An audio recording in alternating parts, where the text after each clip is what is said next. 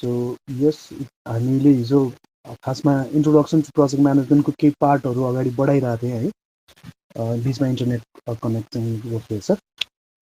So त्योभन्दा अगाडिको क्लासमा जे डिस्कसन गरेको थिएँ मैले क्विक रिक्याप गरेँ। सो प्रोजेक्ट इन्भाइरोमेन्टको कुरासम्म पुगेको थियो हिजोको क्लासभन्दा अघिल्लो क्लाससम्म है, जसमा चाहिँ प्रोजेक्ट एउटा सर्टेन डाइनामिक इन्भाइरोमेन्टमा ग्रो गर्छ र त्यो इन्भाइरोमेन्टमा चाहिँ विभिन्न फोर्सेसहरू हुन्छ अथवा फ्याक्टर्स एफेक्टिङ एलिमेन्ट्सहरू हुन्छ, त्यसको कारणले चाहिँ प्रोजेक्टलाई इन्फ्लुएन्सहरू गरिरहेको हुन्छ। त्यस्ता 3 किसिमका इन्भाइरोमेन्टहरू हुँदो रहेछ, जहाँ चाहिँ इन्टरनल इन्भाइरोमेन्ट, टास्क र एक्सटर्नल भन्ने रहेछ। यिनीहरूलाई चाहिँ हामीले यो चित्रबाट पनि बुझ्यौँ, जसमा चाहिँ इन्टरनल इन्भाइरोमेन्टमा भएका फोर्सेसहरू अथवा फ्याक्टर्स एफेक्टिङ एलिमेन्टहरूलाई चाहिँ प्रोजेक्ट म्यानेजरले कन्ट्रोल र इन्फ्लुएन्स गर्न सक्छ भन्ने कुराको डिस्कसन गरेको थियो। त्यस्तै यो सेतो घेरामा रहेको टास्क इन्भाइरोमेन्टमा चाहिँ प्रोजेक्टको डाइरेक्ट पार्टी र प्रोजेक्टमा चाहिँ इन्डाइरेक्ट रूपमा चाहिँ सम्मिलित भएका स्टेक होल्डर्सहरू हुनुहुन्छ होइन, तिनीहरूलाई चाहिँ उसले कन्ट्रोलै गर्न नसके तापनि प्रोजेक्ट म्यानेजरले इन्फ्लुएन्ससम्म गर्न सक्छ भने एक्सटर्नल इन्भाइरोमेन्टमा भएका चाहिँ जति पनि फ्याक्टर्स एफेक्टिङ एलिमेन्ट्सहरू छ तिनीहरूलाई प्रोजेक्ट म्यानेजरले इन्फ्लुएन्स र कन्ट्रोल दुइटै गर्न सक्दैन। त्यसलाई चाहिँ हामी एक्सटर्नल फोर्सेसबाट चाहिँ प्रोजेक्टमा चाहिँ इम्प्याक्ट्सहरू पारिरहेको हुनसक्छ होइन। त्यो भनेको चाहिँ धेरै चाहिँ काबुभन्दा धेरै बाहिरको परिस्थितिहरू हुन् यिनीहरू चाहिँ। सो यसलाई चाहिँ इन्फ्लुएन्स र कन्ट्रोल दुइटै गर्न सक्दैन भन्ने कुराहरू आयो। सो अब प्रोजेक्टमा इन्भाइरोमेन्टको हिसाबले हेर्दाखेरि तिनवटै इन्भाइरोमेन्टको आफ्नै चाहिँ पृथकताहरू छन्। त्यही अनुसारले त्यो इन्भाइरोमेन्टमा रहेका चाहिँ विभिन्न बल अथवा चाहिँ एलिमेन्टहरू तत्त्वहरूले चाहिँ प्रोजेक्टलाई के गरेर हुन्छ त भन्दा इम्प्याक्ट पारिरहेको हुन्छ भन्ने कुरामा हामीले डिस्कसन गरायौँ है लास्ट क्लासमा पनि। सो अब के हुन्छ त भन्दा योभन्दा फर्दरमा चाहिँ 1.6मा गएर हामीले प्रोजेक्टको म्यानेजमेन्टको चाहिँ इन्ट्रोडक्सनको पार्टमा चाहिँ पढ्छौँ, जुन भनेको प्रोजेक्ट म्यानेजमेन्ट कसरी चाहिँ हिस्टोरिकल्ली कसरी सुरु भयो र यहाँसम्म आइपुग्दाखेरि चाहिँ प्रोजेक्ट म्यानेजमेन्टले के छापहरू छोड्न सकेको होइन, ती कुराहरूको बारेमा अलिकति डिस्कसन गर्छौँ है। सो अब प्रोजेक्ट म्यानेजमेन्टलाई चाहिँ अब हाम्रो सिलेबसमा इन्ट्रोडक्सन मात्रै गर भनेको कारणले सर्टेन कुराहरू मैले बताउँछु, त्यही कुराहरू नोट्समा पनि पढ्न सक्नुहुन्छ साथीहरूले, वेबसाइट्सहरूमा पनि ब्राउजिङ गर्न सक्नुहुन्छ, किताबहरूमा नै छ है। सो प्रोजेक्ट म्यानेजमेन्ट एसोचमै हामीले हेर्ने हो भने चाहिँ प्रोजेक्ट म्यानेजमेन्ट चाहिँ यो सेकेन्ड वर्ल्ड वारभन्दा पछाडिको पिरियडमाबाट चाहिँ अलिकति राइज भएको जस्तो देखिन्छ है। अब यसका फिलोसफिजहरू अहिलेसम्ममा आइपुग्दाखेरि विभिन्न प्र्याक्टिसनर्सहरू छ। युजली के हुन्थ्यो त भन्दा प्रोजेक्ट म्यानेजमेन्टको जन्म अथवा प्रोजेक्ट म्यानेजमेन्टलाई चाहिँ प्रतिपादन गर्नुभन्दा अगाडि चाहिँ अब रेगुलर एक्टिभिटिजहरू काम गर्नको लागि, रुटिन जबहरू काम गर्नको लागि विभिन्न अफिसहरूले आफ्नो कामहरू गर्थे। जस्तै मानौँ न 10 बजेदेखि 5 बजेसम्म चाहिँ कुनै कामहरू गर्नुपर्ने चाहिँ रुटिन जबहरू हो भने त्यसलाई चाहिँ रुटिन म्यानेजमेन्टको सिस्टमबाट अथवा ट्रेडिसनल म्यानेजमेन्टको सिस्टमबाट काम हुन्छ भन्ने कुरा बुझ्नु पऱ्यो। तर एसोचमै मानौँ तपाईँले सर्टेन टाइम पिरियडभित्र सर्टेन रिसोर्सेसलाई खर्च गरेर कुनै चाहिँ डिमान्डलाई चाहिँ एड्रेस गर्नु पर्यो भने त्यस्तो अवस्थामा चाहिँ त्यो रुटिन म्यानेजमेन्टको जबबाट चाहिँ प्रोजेक्टहरू एक्जिक्युट गर्न सकिँदैन भन्ने खालको चाहिँ कुराहरू आउन थाल्यो। सेकेन्ड वर्ल्ड वार टाइमतिर चाहिँ अब यो म्यानह्याटन प्रोजेक्ट भनेर जुन चाहिँ एटम बम बनाउने आउटपुट आउने चाहिँ प्रोजेक्ट छ त्यो चाहिँ अमेरिकाबाट सुरु गरेको, त्यसैबाट त्यही दिनबाट चाहिँ प्रोजेक्ट म्यानेजमेन्टको जन्म भएको भन्ने खालको कुराहरू पनि देखिन्छ होइन धेरै ठाउँमा हेर्ने हो। सो एचएसमै रुटिन म्यानेजमेन्टको ड्युटिजहरू जुन गर्छ नि, कार्यालयले बिहान 10 बजे कार्यालय खुल्छ, त्यसपछि त्यहाँ चाहिँ विभिन्न चाहिँ कार्यालयमा काम गर्ने चाहिँ कारिन्दाहरू जान्छन्, त्यहाँ हाकिम हुन्छ, कारिन्दाहरू हुन्छन् होइन। एउटा चाहिँ एउटा प्याट्रन रिलेसनसिपमा बसेका हुन्छ सबैजना होइन, कसको ड्युटिजहरू के हो, कसले के चाहिँ टिओआर अनुसारको काम गर्ने, कसको रेस्पोन्सिबिलिटी के हो भन्ने कुराहरू चाहिँ एउटा रुटिन अनि एउटा प्याट्रन रिलेसनसिपमा बसेर चाहिँ अर्गनाइजेसन चलेको हुन्छ होइन।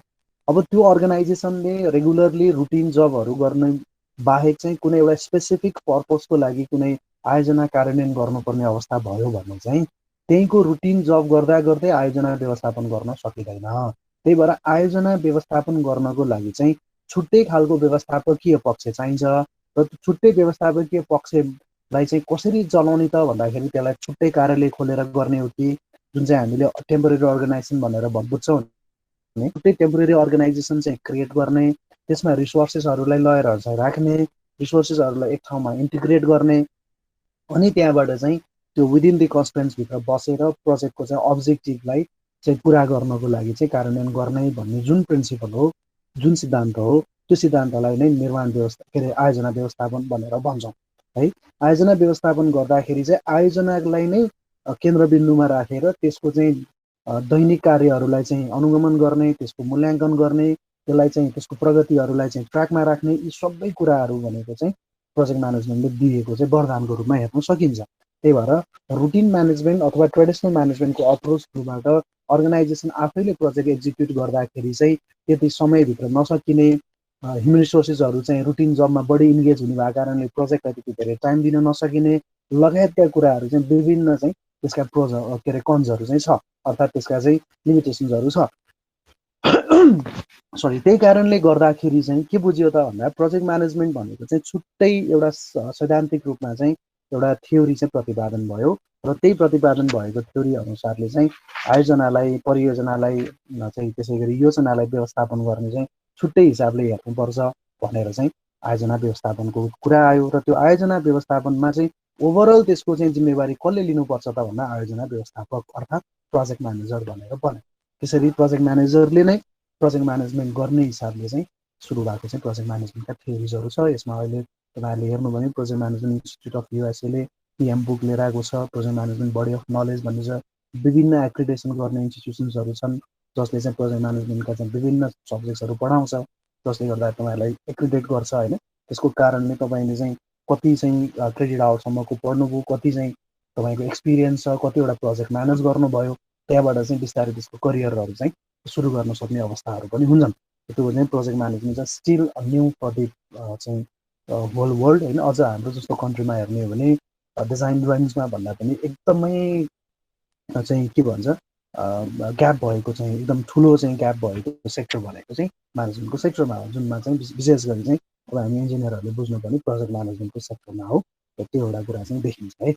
सो यो कुरा भन्दै गर्दाखेरि चाहिँ प्रोजेक्ट म्यानेजमेन्टलाई हामीले बुझ्ने क्रममा कसरी बुझ्नु जरुरी छ त भन्दाखेरि यो चाहिँ व्यवस्थापनमा एउटा नयाँ खालको विधाको रूपमा चाहिँ आयो, जुन चाहिँ एउटा नयाँ खालको सोच हो, जसले चाहिँ डे टु डे एक्टिभिटिजहरू एक्जिक्युट गरिराख्ने चाहिँ कार्यालयहरूले निर्माणको काम अथवा चाहिँ आयोजनाको काम अथवा अन्य चाहिँ व्यवस्थापकीय पक्षका काम गर्दाखेरि चाहिँ त्यो झन् जटिल हुने, त्यसले गर्दाखेरि काम गर्नलाई झन् ढिलाइ हुने लगायतका काम भएको कारणले गर्दा यसलाई चाहिँ छुट्टै सेक्टरको रूपमा, यसलाई छुट्टै डिसिप्लिनको रूपमा चाहिँ बुझ्नुपर्छ, बुझिनुपर्छ भन्ने खालको चाहिँ कन्क्लुजन भएपछि प्रोजेक्ट म्यानेजमेन्ट चाहिँ सुरुवात भएको छ।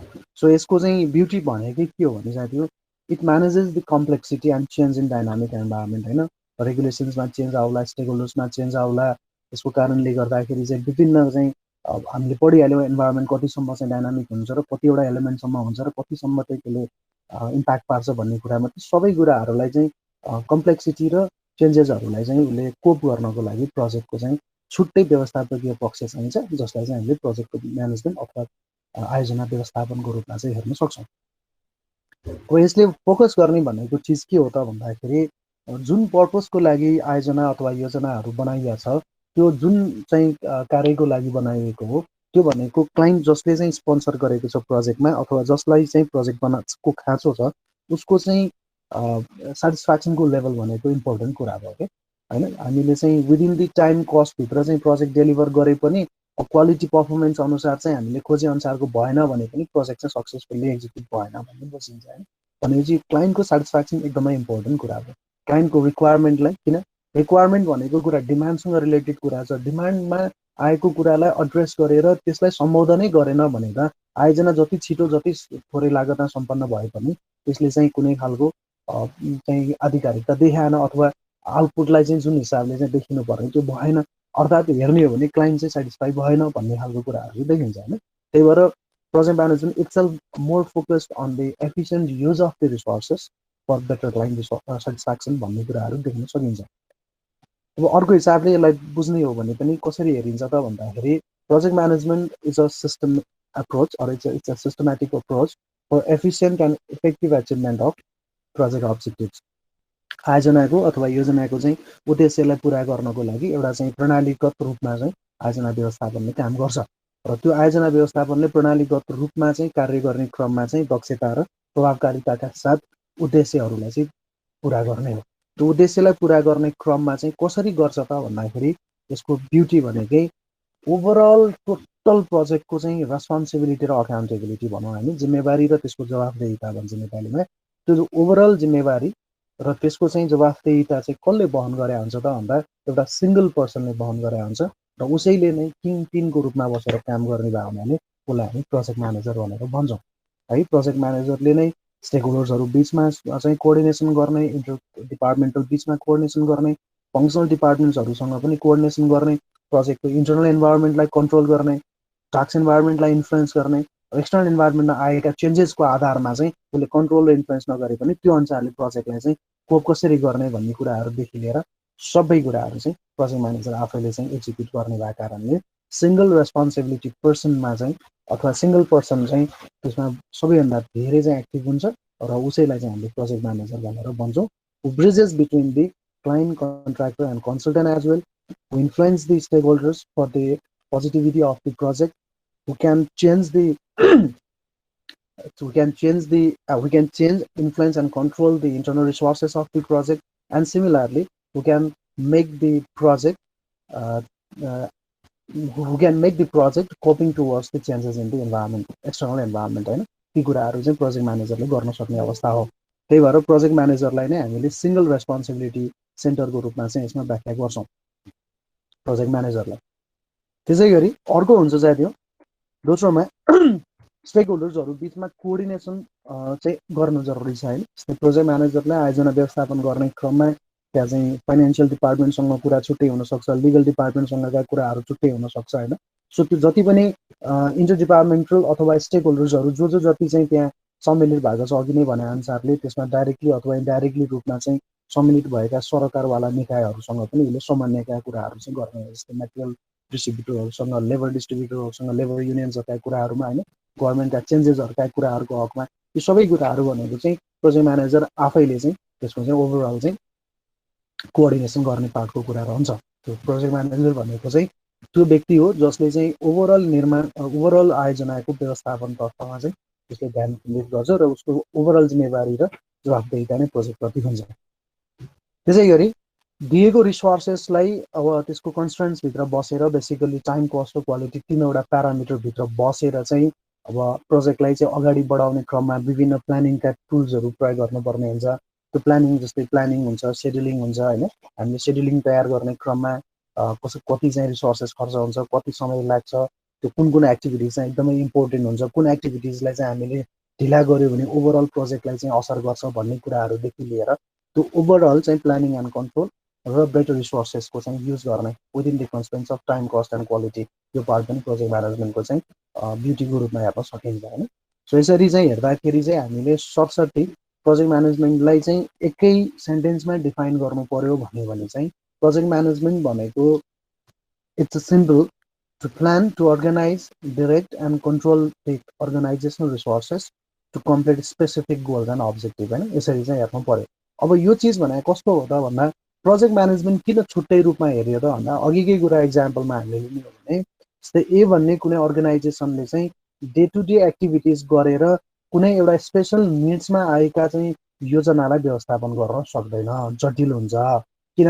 त्यसमा चाहिँ तपाईँको रुटिन जब हुने भयो, ह्युमन रिसोर्सेसले काम गर्दाखेरि चाहिँ अफिसियल हिसाबले फर्मल्ली 10 देखि 5 को काम गर्लान्, फास्ट ट्र्याकको रूपमा हेर्न सकिन्न। त्यो रेगुलर अन्य एक्टिभिटिजहरूसँग प्रोजेक्टको एक्टिभिटिजलाई जुटाउँदाखेरि चाहिँ डिले हुने चान्सेस, डिसिजन मेकिङ प्रोसेसमा चाहिँ डिले हुने चान्सेस, कन्फ्लिक्ट अफ इन्ट्रेस्ट आउने चान्सेसका कुराहरू, प्रायोरिटीमा नपर्ने हुनसक्छ प्रोजेक्टका टास्कहरू रुटिन जबहरूमा काम गर्दै गर्दाखेरि। त्यसले गर्दाखेरि रुटिन अथवा ट्रेडिसनल म्यानेजमेन्ट थ्रुबाट चाहिँ हामीले प्रोजेक्ट एक्जिक्युट गर्ने हो भने त्यो बेलामा चाहिँ डिले हुने चान्सेस, रेड ट्यापिजम पहिला भने ढिला सुस्ती हुने चान्सेस, त्यसै गरी चाहिँ डिसिजन मेकिङ प्रोसेसमा चाहिँ डिले हुने चान्सेस लगायतका कुराहरू। इभन त्यो मात्रै पनि होइन कि त्यो काम गर्नको लागि चाहिँ इन हाउस टेक्निकल ह्युमन रिसोर्सेसको चाहिँ कमी हुन पनि सक्छ, अर्थात् नपुग्न सक्छ आफूसँग भएको रिसोर्सेसहरू। हामी जसरी पुल त गर्नु नै पर्छ। त्यो कारणले चाहिँ त्यसरी चाहिँ डे टु डे एक्टिभिटिजको रूपमा लिएर गएर ट्रेडिसनल म्यानेजमेन्ट थ्रुबाट चाहिँ प्रोजेक्ट एक्जिक्युट गर्दाखेरि चाहिँ प्रोजेक्ट सफर हुन्छ, अर्थात् प्रोजेक्ट सिक हुन्छ या रुग्न हुन्छ होइन, बिरामी पर्छ। त्यही भएर त्यसो नगरिकन हामीले प्रोजेक्टलाई छुट्टै एउटा टेम्पोररी अर्गनाइजेसन जस्तो बनाउने इन द सेन्स भनेको अफिसै खोलेर बस्नुपर्छ भन्ने जरुरी भएन। प्रोजेक्टलाई छुट्टै हिसाबले चाहिँ हेर्नु पर्यो, त्यसमा रिसोर्सेसहरू चाहिँ पुल गर्नु पर्यो, इन्टिग्रेट गर्नु पर्यो र उतै प्रोजेक्ट म्यानेजरले चाहिँ ओभरअलमा एक्जिक्युट गर्छ भन्ने मान्यता रहन्छ। त्यसरी गर्दाखेरि चाहिँ डुप्लिकेसन्सहरू नहुने, कन्फ्लिक्ट अफ इन्ट्रेस्टहरू नहुने, रिसोर्सेसहरू नबाजिने भयो, डिसिजन मेकिङ फास्ट हुने भयो होइन। त्यसले गर्दाखेरि चाहिँ प्रोजेक्ट एक्जिक्युट गर्न सजिलो पनि हुन्छ र त्यसरी इन्टरफेरेन्स पनि कम हुने भयो होइन। कसले चाहिँ उ गर्ने भन्ने कुरामा कार्यालयमा त्यो पहिले चाहिँ तोकिसकेका कारणले गर्दा ती कुराहरू सजिलो हुन्छ। त्यही भएर प्रोजेक्ट म्यानेजमेन्ट चाहिँ छुट्टै डिसिप्लिनको रूपमा चाहिँ व्याख्या गर्न जरुरी छ र त्यही अनुसारले चाहिँ आयोजना व्यवस्थापन हुनु पनि जरुरी देखिन्छ। सो त्यसैलाई चाहिँ हामीले एउटा लाइनमा मात्रै अथवा एउटा सेन्टेन्समा चाहिँ व्याख्या गर्नु पर्यो भने प्रोजेक्ट म्यानेजमेन्ट भनेको चाहिँ यसरी चाहिँ व्याख्या गर्न सकिन्छ भन्ने कुरा हो। अब यही चिजलाई चाहिँ हामीले मानौँ अब चित्रबाट चाहिँ बुझ्नु पर्यो भने project management is nothing more than प्रोजेक्टको अब्जेक्टिभलाई अचिभ गर्ने क्रममा spending the time, cost and quality or within the constraints of time, cost and quality for achieving that अब्जेक्टिभबाट दुईवटा कुरा सम्झिनु पर्यो, एउटा customer focus or better client satisfaction र थर्ड भनेको बेटर रिसोर्सेस युज, दिएको रिसोर्सेसको बेटर युज गर्ने होइन। यसरी चाहिँ हामीले प्रोजेक्ट म्यानेजमेन्टको मोडलको रूपमा हेर्न सक्छौँ। It's a model of project management है, it's not a model of project manager. So यसरी चाहिँ प्रोजेक्ट म्यानेजमेन्टलाई हामीले एउटै चित्रबाट बुझाउन सक्छौँ कि प्रोजेक्टको अब्जेक्टिभलाई अचिभ गर्नलाई हामीसँग भएको रिसोर्सेस अथवा कन्स्ट्रेन्ट्सको रूपमा चाहिँ टाइम, कस्ट र क्वालिटी छ, फोकसिङ फर द कस्टमर होइन, र better use of the resources, त्यसको चाहिँ बेटर चाहिँ युटिलाइजेसन गर्नु पर्यो। सो यसरी चाहिँ हामीले एउटै चित्रबाट प्रोजेक्ट म्यानेजमेन्टलाई चाहिँ व्याख्या गर्न सक्छौँ। के छ यहाँसम्म केही डिस्कसन गर्नुपर्ने छ साथीहरू? क्लियर छ कुरा? मैले बुझाउन खोजेको कुरा बुझ्नु भएको छ? बुझ्नु भएको छ है? त्यसमा कुनै क्वेरी छ भने प्लिज राख्न सक्नुहुन्छ, नभए हामी फर्दर अहिले एकछिनमा डिस्कसन पनि गर्छौँ। So this is how we define the project management. अनि there are different kind of the definitions होइन। कस्तो धेरैले धेरै खालको चाहिँ इन्स्टिट्युसन्सले धेरै खालको चाहिँ किताबहरूमा फरक फरक खालको डेफिनेसन पाउनुहुन्छ, तर भाव चाहिँ एउटै नै हुन्छ प्रोजेक्ट म्यानेजमेन्ट भनेको कुरा के हो भन्ने कुरामा। सो सबैको चाहिँ टार्गेट भनेको प्रोजेक्ट म्यानेजर हुने नै हो साथी। बिस्तारै देखिन्छ होइन, त्यसको नलेजहरू लिँदै गएर भोलि चाहिँ साइट इन्जिनियरबाट बिस्तारै सुपरभाइजर साइट इन्जिनियर हुँदै हुँदै प्रोजेक्ट म्यानेजरसम्म पुग्ने हो। त्यति बेलासम्म चाहिँ प्रोजेक्ट म्यानेजमेन्टको धेरै नलेजहरू चाहिँ हामीले गेन गरिसकेका हुन्छौँ। It's a good career path है। प्रोजेक्ट म्यानेजर एकदमै खाँचो छ नेपालमा, छन् तर अझै पुगेको छैन। त्यो खालको चाहिँ एउटा राम्रो स्कोप चाहिँ छ। तपाईँहरूले चाहिँ आफ्नो नलेजलाई चाहिँ टप अप गर्न सक्नुहुन्छ विभिन्न ट्रेनिङ्सहरू लिएर होइन। त्यो म आगामी दिनहरूलाई पनि बताउँदै जान्छु। ओके, अब क्यारेक्टरिस्टिक्सको कुरा गर्ने हो भने प्रोजेक्ट म्यानेजमेन्टको क्यारेक्टरिस्टिक्सहरू कति छ त भन्दा यसको अनगिन्ती छ, तैपनि केही कुरा समराइज त गर्नुपर्ने भएको कारणले प्रोजेक्ट म्यानेजमेन्टको केही विशेषताहरूमा चाहिँ project management itself is objective oriented होइन। उद्देश्य हुन्छ, त्यो उद्देश्य पुरा गर्नलाई हामीले चाहिँ प्रोजेक्ट म्यानेजमेन्टको प्रिन्सिपल युज गरेर प्रोजेक्ट एक्जिक्युट गर्ने हो। त्यो हुँदाखेरि उद्देश्यमुखी हुने भयो कि त्यसमा चाहिँ, किनभने रुटिन जबमा कुनै खालको अब्जेक्टिभ चाहिँ त्यस्तो खालको चाहिँ अब्जेक्टिभ तपाईँले चाहिँ क्लियरली यो गरेँ भन्ने खालको भन्न सकिन्न कि। रुटिन जब भनेको एडमिनिस्ट्रेटिभ फङ्सन्सहरू धेरै हुन्छ होइन। एडमिनिस्ट्रेटिभ फङ्सन्स भनेर बुझिहाल्नु होला, प्रशासनिक कार्यहरू बढी हुन्छ। कतिवटा फाइल तपाईँले चाहिँ सिग्नेचर गरेर पठाउनु भयो भन्ने कुनै आउटपुट नै होइन। सो प्रोजेक्ट म्यानेजमेन्ट चाहिँ कस्तो खालको चिज हो त भन्दा यो रुटिन जब भन्दा अलिकति फरक भएको कारणले गर्दा म्यानेजमेन्टमा चाहिँ हामीले उद्देश्यमुखी हिसाबले अथवा उद्देश्य कसरी चाहिँ पुरा गर्न सकिन्छ भन्ने चाहिँ तर्फ चाहिँ बढी सोच्ने भएको कारणले प्रोजेक्ट म्यानेजमेन्टको एउटा विशेषता भनेको अब्जेक्टिभ ओरिएन्टेड, चेन्ज ओरिएन्टेड। उद्देश्य के को लागि लिइन्छ? सर्टेन कुरा डिमान्ड गर्नु, डिमान्डलाई एड्रेस गर्नलाई। डिमान्ड किन आउँछ त भन्दा प्रोजेक्ट चाहिँ चाहिने भएको कारण। जब प्रोजेक्ट आउँछ त्यसमा चेन्जेसहरू आउने भयो होइन। So change oriented in the sense प्रोजेक्टले कारणले गर्दा दिने एउटा चेन्जेस हुने भयो भने अर्को प्रोजेक्टमा आउने इन्भाइरोमेन्टबाट चाहिँ आएका चेन्जेसहरूमा एडाप्ट गरेर प्रोजेक्टलाई चाहिँ एक्जिक्युट गर्न सक्ने।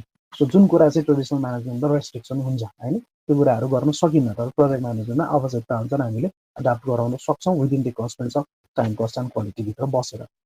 थर्ड, यसको अर्को ब्युटी अघि सुरुमा पनि भने, it's a single responsibility centre. Who is project manager?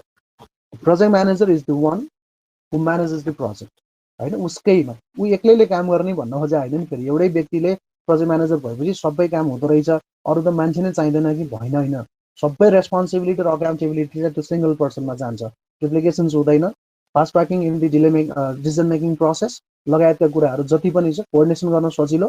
त्यसै गरी अब सिङ्गल चाहिँ फोकल पर्सन भयो भने हामीले चाहिँ हरेक हिसाबले चाहिँ त्यसको डिस्कसनदेखि लिएर कोअर्डिनेसनदेखि लिएर चाहिँ काम गर्नलाई प्रोसेसिङ गर्नलाई सजिलो हुने भएको कारणले प्रोजेक्ट म्यानेजरलाई ओभरअल रेस्पोन्सिबिलिटी दिएको हो। यदि सबैलाई रेस्पोन्सिबिलिटी दिने हो भने एउटै काम गर्नलाई धेरैलाई रेस्पोन्सिबिलिटी दिने हो भने कन्फ्लिक्ट हुन्छ। त्यही भएर project manager is the person who manages the project होइन, who is the kingpin between the client consultant and contractor होइन, who coordinate across the department or within the department आवश्यकता अनुसार गर्न सक्छ, who is the overall responsible to execute the project. र ऊ एक्लैले गर्ने भने होइन, उसलाई सपोर्ट गर्ने त सबै सबअर्डिनेट्सहरू भइ नै हाल्छ, अरू सबैको कामलाई चाहिँ लिने हो। फेरि म्यानेजमेन्ट भनेको चिज यति हो कि it's an art of getting things done from others होइन, अरूले गरेको कामबाट चाहिँ आफ्नो काम निकाल्नेलाई म्यानेजमेन्ट भन्ने हो।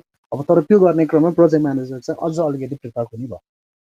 टिम बेस्ड फेरि भनिहालेँ अघिकै कुरामा जोड्दाखेरि इट्स अ टिम बेस्ड, टिमले काम गर्ने हो। टिमले आफ्नो चाहिँ क्युआरमा भएअनुसारको कामहरू चाहिँ विदिन द टाइमभित्र दियो भने त्यसलाई कम्पाइल गर्ने, त्यसलाई एक्जिक्युट गर्ने, डिसिजन गर्ने, ट्र्याकिङ गर्ने लगाएर कामहरू प्रोजेक्ट म्यानेजरले गर्न सक्छ। त्यही भएर टिमले पर्फर्मेन्स पनि गर्नु पर्यो। एक्लैले मात्रै गर्छु भनेर नि हुँदैन। प्रोजेक्टमा काम गर्दाखेरि त्यो इन्टररिलेटेड हुन्छ, कोरिलेटेड हुन्छ, त्यसले गर्दाखेरि it is a team based. Functional coordination मैले अघि पनि भनेको थिएँ, विभिन्न चाहिँ डिपार्टमेन्टहरूसँग, विभिन्न चाहिँ बाहिरी डिपार्टमेन्टहरूसँग पनि र विदिन द प्रोजेक्टको चाहिँ विभिन्न चाहिँ अन्य क्रस द डिपार्टमेन्ट्सहरूमा चाहिँ कोअर्डिनेसन गर्नुपर्ने अवस्थाहरू हुनसक्छ। त्यो फङ्सनल कोअर्डिनेसन भनेको इम्पोर्टेन्ट कुरा हो। जस्तै बाटो बनाउने चाहिँ कुनै प्रोजेक्टको चाहिँ प्रोजेक्ट म्यानेजरले आवश्यकता पऱ्यो भने त्यो इन्टर डिपार्टमेन्टल मात्र होइन कि बाहिर डिपार्टमेन्टहरूसँग, जस्तै प्राधिकरणसँग अथवा एनटिसीसँग अथवा खानेपानीसँग पनि कोअर्डिनेसन गर्नुपर्ने अवस्था हुनसक्छ होइन, स्थानीय चाहिँ नगरपालिकाहरूसँग। त्यो भनेको कोअर्डिनेसन गरिसकेपछि त्यो प्रोजेक्टमा चाहिँ भाइविधिमा आउनुपर्ने, जहाँ जहाँ चाहिँ रोकिने सम्भावना हुन्छ, जसको कारणले प्रोजेक्टमा चाहिँ एक्जिक्युट गर्दाखेरि डिले हुने चान्सेसहरू हुन्छ, त्यस्ता कुराहरूमा चाहिँ कोअर्डिनेसन गर्नुपर्ने हुन्छ प्रोजेक्ट म्यानेजरले पहिल्यै फोर्सी गरेर होइन। त्यही भन्न खोजेको planning and control. Planning and control is एकदमै इम्पोर्टेन्ट कुरा भयो। कुन दिनमा कति समयमा कति चाहिँ लागत खर्च गरेर कति रिसोर्सेस खर्च गरेर के काम चाहिँ हामीले प्रगति निकाल्ने त, त्यो भनेको प्लानिङ गरे हो नि त होइन, स्ट्यान्डर्ड बनाएको हो नि त आफ्नै प्रोजेक्टको लागि। सो अब त्यो प्लानिङमा भनेअनुसारको कामहरू चाहिँ रियल फिल्डमा एक्जिक्युट गर्ने बेला प्रोग्रेस भयो कि भएन, त्यो प्रोग्रेसको आधारमा चाहिँ हामीले प्लानिङलाई अब प्लानिङ अनुसारको प्रोग्रेस ठिक छ कि छैन, अथवा छिटो भएको छ कि ढिलो भएको छ कि बढी पैसा खर्च भएको छ कि कम पैसा खर्च भएको छ कि भन्ने कुराहरू लिएर चाहिँ ट्र्याकिङ गर्नुपर्छ। अनि त्यसै गरी चाहिँ फ्रिक्वेन्टली टेस्टिङका कुराहरू पनि गर्ने भयौँ होइन। टेस्टिङ गर्दाखेरि चाहिँ हामीले खोजे अनुसारको चाहिँ स्ट्यान्डर्ड अनुसारको आएको छ कि छैन, क्वालिटी मेन्टेन भएको छ कि छैन, यी लगायतका कुराहरू पनि गर्ने भयो हुनाले प्लानिङ एन्ड कन्ट्रोल दुइटै गर्नुपर्ने हो। पहिला प्लान गर्छ अनि जे प्लान गरेको छ त्यसैलाई चाहिँ एक्जिक्युट गर्ने क्रममा आवश्यकता पऱ्यो भने उसले ट्र्याकिङ गर्नलाई, ट्र्याकमा लिएर आउनको लागि चाहिँ उसले नियन्त्रण पनि गर्नुपर्ने हुनसक्छ। सो प्लानिङ एन्ड कन्ट्रोलको अझ डिटेल चाहिँ हामी च्याप्टर 4 मा चाहिँ यसमा डिल गर्छौँ। कन्स्ट्रेन्ट्स, अभियसली प्रोजेक्टभित्र चाहिँ कन्स्ट्रेन्ट्स हुन्छ, टाइम, कस्ट, क्वालिटी, स्कोप लगायतका कुराहरूमा चाहिँ कन्स्ट्रेन्ट्स हुन्छ। त्यो कन्स्ट्रेन्ट्सभित्र बसेर प्रोजेक्टलाई एक्जिक्युट गर्ने हो होइन। त्यो प्रोजेक्टलाई एक्जिक्युट गर्ने क्रममा कन्स्ट्रेन्ट्सलाई चाहिँ हेर्नुपर्ने हुन्छ। तर अब फोर्स मेजरको कारणले, हामीले अस्ति डिस्कसन गरे अनुसारको काबुभन्दा बाहिरको परिस्थितिको कारणले कुनै हिसाबले चाहिँ प्रोजेक्टमा चाहिँ कस्ट चाहिँ प्रोलङ हुने भयो, अथवा टाइम प्रोलङ हुने भयो, या कस्ट एस्केलेट हुने भयो, या टाइम चाहिँ ओभररन हुने भयो भने त्यस्ता केसेसहरूमा चाहिँ फ्लेक्सिबिलिटी अप्नाएर प्रोजेक्टले कोप गर्दै चेन्जेसको आधारमा चाहिँ प्रोजेक्ट एक्जिक्युट गर्न सक्छ भने अल्टिमेटली प्रोजेक्ट म्यानेजमेन्ट भनेको प्रोजेक्ट म्यानेजमेन्ट भन्ने दुईटा शब्दको अथवा प्रोजेक्टको म्यानेज गर्ने त रहेछ नि भन्ने मात्रै सब्जेक्ट होइन साथी हो। यो भनेको एउटा एकदमै बडी अफ नलेज नै हो। त्यो बडी अफ नलेज हो किन भनिरहेको छ त भन्दाखेरि प्रोजेक्ट म्यानेजमेन्ट इट्सेल्फ भनेर दुईटा शब्द सुन्दाखेरि साथीहरूले के बुझ्नु पर्यो भने project management is not only to manage the project होइन। सिम्पल सेन्टेन्समा त्यति मात्रै भनेर बुझेर भएन। प्रोजेक्ट म्यानेजमेन्ट भनेको एउटा यस्तो हो कि त्यो ज्ञानको एउटा भण्डारै हो कि के हो त भन्दा त्यो प्रोजेक्ट एक्जिक्युट गर्दाखेरि प्रोजेक्ट म्यानेजरले विभिन्न म्यानेजमेन्टका फिलोसफिजहरू, प्र्याक्टिसेसहरू गर्नुपर्ने हुन्छ। जस्तै केमा गर्न सक्छ त भन्दा उसले स्कोपको म्यानेजमेन्ट गर्ने हो। प्रोजेक्टको स्कोपलाई बढ्न दिनु भएन, एडिसन हुन दिनु भएन, ओमिसन्स गर्नु भएन, जसको कारणले गर्दाखेरि चाहिँ प्रोजेक्ट सक्सेसफुली डेलिभर हुँदैन। टाइम म्यानेजमेन्ट, सेड्युल कन्ट्रोल गर्नु पर्यो, विदिन द टाइम फ्रेमभित्र प्रोजेक्ट सकाउनेतिर लाग्नु पर्यो, डिले गराउनु भएन, प्रोजेक्टमा डिले धेरै कारणले हुनसक्छ, त्यसलाई कोप गराउनु पर्यो। चेन्ज म्यानेजमेन्ट, अभियसली विभिन्न रिस्क एन्ड अनसर्टेन्टिजहरू आउँछ, त्यो रिस्क एन्ड अनसर्टेन्टिजको कारणले गर्दा परेका इम्प्याक्टहरूलाई चाहिँ उसले परिवर्तन गर्नुपर्ने हुन्छ, प्रोजेक्टलाई कोप गराउनु पर्ने हुन्छ। इन्टिग्रेसन म्यानेजमेन्ट, ह्युमन रिसोर्सेस मात्रै राखेर नि भएन, नन ह्युमन रिसोर्सेस मात्र भएर नि भएन, दुइटै रिसोर्सेसलाई चाहिँ साइन्टिफिकल्ली उसले चाहिँ वाइजली चाहिँ युज गर्नुपर्ने हुन्छ, इन्टिग्रेट गर्छ। कस्ट एन्ड सेड्युल म्यानेजमेन्ट, कुन मितिमा कति समयमा कति चाहिँ पैसा खर्च गर्नुपर्ने, कति प्रोग्रेसको लागि, त्यो दुइटैको लागि human resource management obviously human resource म्यानेजमेन्टमा पनि विभिन्न चाहिँ विधाहरू हुन्छ। त्यहाँ चाहिँ तपाईँको रिक्रुटमेन्ट गर्नुपर्ने हुनसक्छ, कति चाहिँ म्यान पावरहरू चाहियो भने, ह्युमन रिसोर्सेस चाहियो भने, त्यसै गरी चाहिँ कसलाई चाहिँ काम लगाउने कुराहरूदेखि लिएर तिनीहरूको जब इन्भेस्टमेन्टका कुराहरू, तिनीहरूको चाहिँ मोटिभेसन गराउने कुराहरू, तिनीहरूलाई चाहिँ इन्सेन्टिभ दिने कुराहरू, तिनीहरूको हेल्थ एन्ड सेफ्टीको चाहिँ ख्याल गर्ने कुराहरू, धेरै कुरा पो छ त त्यसभित्र होइन।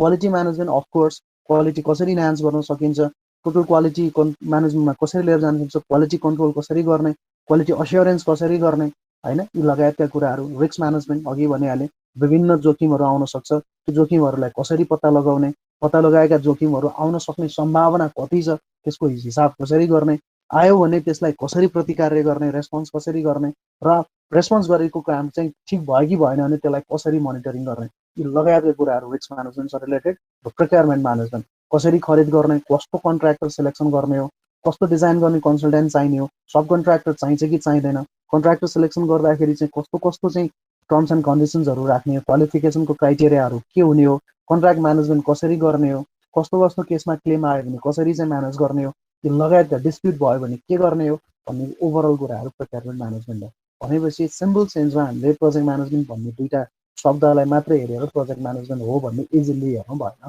त्यो भनेको एउटा चाहिँ बडी अफ नलेजै हो। त्यसमा कुनै न कुनै पार्टमा, कुनै न कुनै ठाउँमा तपाईँले कुनै न कुनै चाहिँ डेप्थमा चाहिँ यी सबै कुराहरू चाहिँ गर्नै पर्छ, र यही गरिसकेपछि नै प्रोजेक्ट म्यानेजमेन्ट हुने हो भने चाहिँ प्रोजेक्ट म्यानेजमेन्ट आफै भन्यो भने एउटा यस्तो किन हो, एउटा यस्तो पोइन्ट हो, अथवा एउटा यस्तो चाहिँ सब्जेक्ट म्याटर हो जसले चाहिँ यी सबै कुराहरू चाहिँ बोक्छ है।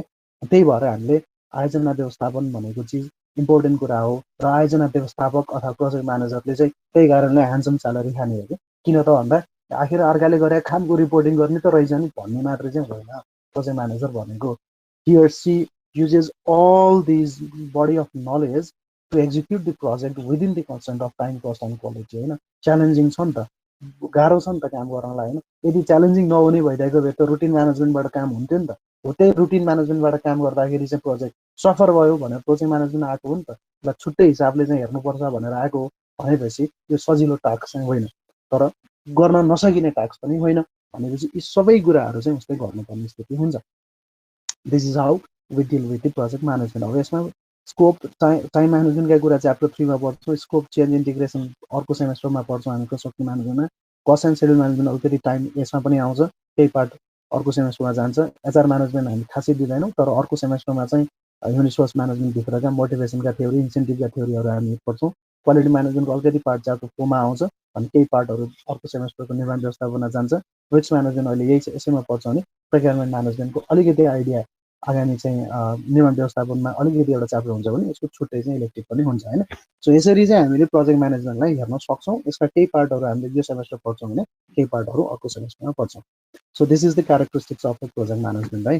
सो अब यसका केही बेनिफिट छन्। अब यसमा बेनिफिट्सको कुरा त हामीले जति गरे पनि सक्दैनौँ, तर तै पनि के लिमिटेसन्सहरू चाहिँ हुनसक्छ, त्यो लिमिटेसन्सहरूलाई चाहिँ ओभरकम गर्दै प्रोजेक्टलाई अगाडि बढाउनुपर्छ भन्ने कुरा हो। लिमिटेसन चाहिँ नभएको चिज त केही हुँदैन संसारमा होइन, केही न केही चिजमा चाहिँ ग्याप हुन्छ नै, तर त्यो भएको ग्याप पनि लाई कसरी चाहिँ फुलफिल गर्ने, कसरी चाहिँ त्यसलाई ओभरकम गर्ने भन्ने कुरा चाहिँ प्रोजेक्ट म्यानेजरले सोच्नुपर्ने कुरा हो। बेनिफिट्सको हकमा हेर्ने हो भने there are lots of benefits होइन, त्यसमा जति चाहिँ डिस्कसन गरे पनि सक्दैनौँ, तैपनि यसलाई केही पोइन्टहरूमा हामीले समराइज गर्न सक्छौँ। Project management itself is a new approach to management होइन, किनभने अब्जेक्टिभ चाहिँ एउटा टाइम बााउन्डभित्र बसेर प्रोजेक्टलाई चाहिँ कम्प्लेक्सबाट चाहिँ यसलाई सहज बनाउँदै लैजाने कुराहरू हो। भनेको simply project management is a new approach to management for achieving the objective of time bound होइन। टाइम छ नि त, त्योभित्र सघाउनुपर्छ complex project efficiently and effectively होइन। जति जति प्रोजेक्टको कम्प्लेक्सिटिजहरू बढ्दै जान्छ त्यति चाहिँ रुटिन अथवा ट्रेडिसनल म्यानेजमेन्टले चाहिँ त्यसलाई कन्ट्रोल गर्न सक्दैन। त्यति चाहिँ हामीले प्रोजेक्ट म्यानेजमेन्टमा चाहिँ नयाँ रिसर्चहरू गर्ने, विभिन्न चाहिँ थ्योरिजहरू प्रतिपादन हुने, तिनीहरूको पछाडि चाहिँ कार्यान्वयन गर्दै जाने, यस्ता कुराहरू आउँछन्। त्यही भएर प्रोजेक्ट म्यानेजमेन्टमा पनि डे टु डे हामीले चाहिँ नयाँ नयाँ चिजहरू चाहिँ प्राप्त गर्न सक्छौँ। सो अब बेनिफिट्सको हिसाबमा हेर्दाखेरि इन्भाइरोमेन्टल एडाप्टेसन इट्स सिम्पल रूपमा भन्दाखेरि चेन्जसँग रिलेटेड कुरा हो। चेन्ज एडाप्ट गर्न सक्छ भनेको चेन्ज म्यानेजमेन्ट, दुइटैलाई चाहिँ हामीले एउटै पोइन्टमा नि हेर्न सक्छौँ। फ्लेक्सिबिलिटी हुनसक्छ in terms of time, cost and quality. त्यसरी रिजल्ट ओरिएन्टेड, फास्ट ट्र्याकमा जान्छ, रिजल्टलाई ओरिएन्ट भएर काम गर्ने। कोअर्डिनेसन, समन्वय एकदमै इम्पोर्टेन्ट भयो। टिम डेभलपमेन्ट, त्यसले गर्दाखेरि एउटा टिमको चाहिँ राम्रो डेभलप हुन्छ। जुन तिमीले प्रोजेक्टलाई चाहिँ एक्जिक्युट गर्न सक्ने चाहिँ क्षमता राख्दछ। रिइन्जिनियरिङ ह्युमन रिसोर्सेसलाई चाहिँ विभिन्न खाले चाहिँ तपाईँले क्यापेसिटी इन्हान्समेन्ट गराउनु पर्ला। त्यसैभित्र चाहिँ काम किन भइरहेको छैन भनेर त्यसलाई चाहिँ नयाँ सिराबाट चाहिँ सोच्नुपर्ने स्थिति हुनसक्छ। टर्म्स अफ रेफरेन्समा दिए अनुसारको चाहिँ इम्प्लोइले काम गरिरहेको छैन भने त्यो इम्प्लोइलाई चाहिँ टर्म्स अफ रेफरेन्स अनुसारको चाहिँ सुटेबल जबमा चाहिँ इन्टरचेन्जेसहरू गर्न सकिन्छ कि लगायतका कुराहरू चाहिँ रिइन्जिनियरिङसँग रिलेटेड कुराहरू हुन्छन्। त्यसरी टाइमली करेक्सन फोर्सी गरिन्छ हामीले इम्प्याक्ट कहाँ पर्छ भनेर कति समय चाहिँ अब खर्च लाग्छ होला, आजैको दिनमा बसेर अब चाहिँ 3 महिनापछि कति खर्च हुन्छ होला अथवा कति चाहिँ काम सकिन्छ होला भनेर अहिले नै यहाँ बसेर चाहिँ हामीले हेर्न सक्छौँ, प्रोजेक्ट गर्न सक्छौँ होइन। त्यही भएर त्यस्ता प्लानिङ एन्ड टुल्सहरू प्रयोग गरेर हामीले टाइमली करेक्ट गर्न सक्छौँ। चाहे त्यो timely correction in the sense of क्वालिटीको हकमा डिफेक्टहरू छ भने त्यसलाई डिफेक्ट करेक्सन गर्ने कुराहरू हुनसक्छ। डिले भइरहेछ भने त्यो डिलेलाई कोप गर्नको लागि चाहिँ सेड्युल कसरी चाहिँ अब मेन्टेन गर्ने भन्ने कुरा हुनसक्छ। ओभर कस्ट चाहिँ खर्च भइरहेछ अथवा लागत अनुमानभन्दा बढी खर्च भइरहेछ भने कस्ट कहाँबाट चाहिँ त्यसरी बढी खर्च भइरहेछ त्यसलाई कसरी कन्ट्रोल गर्ने भन्ने कुरा चाहिँ हामीले टाइमली गर्न सक्छौँ क्या।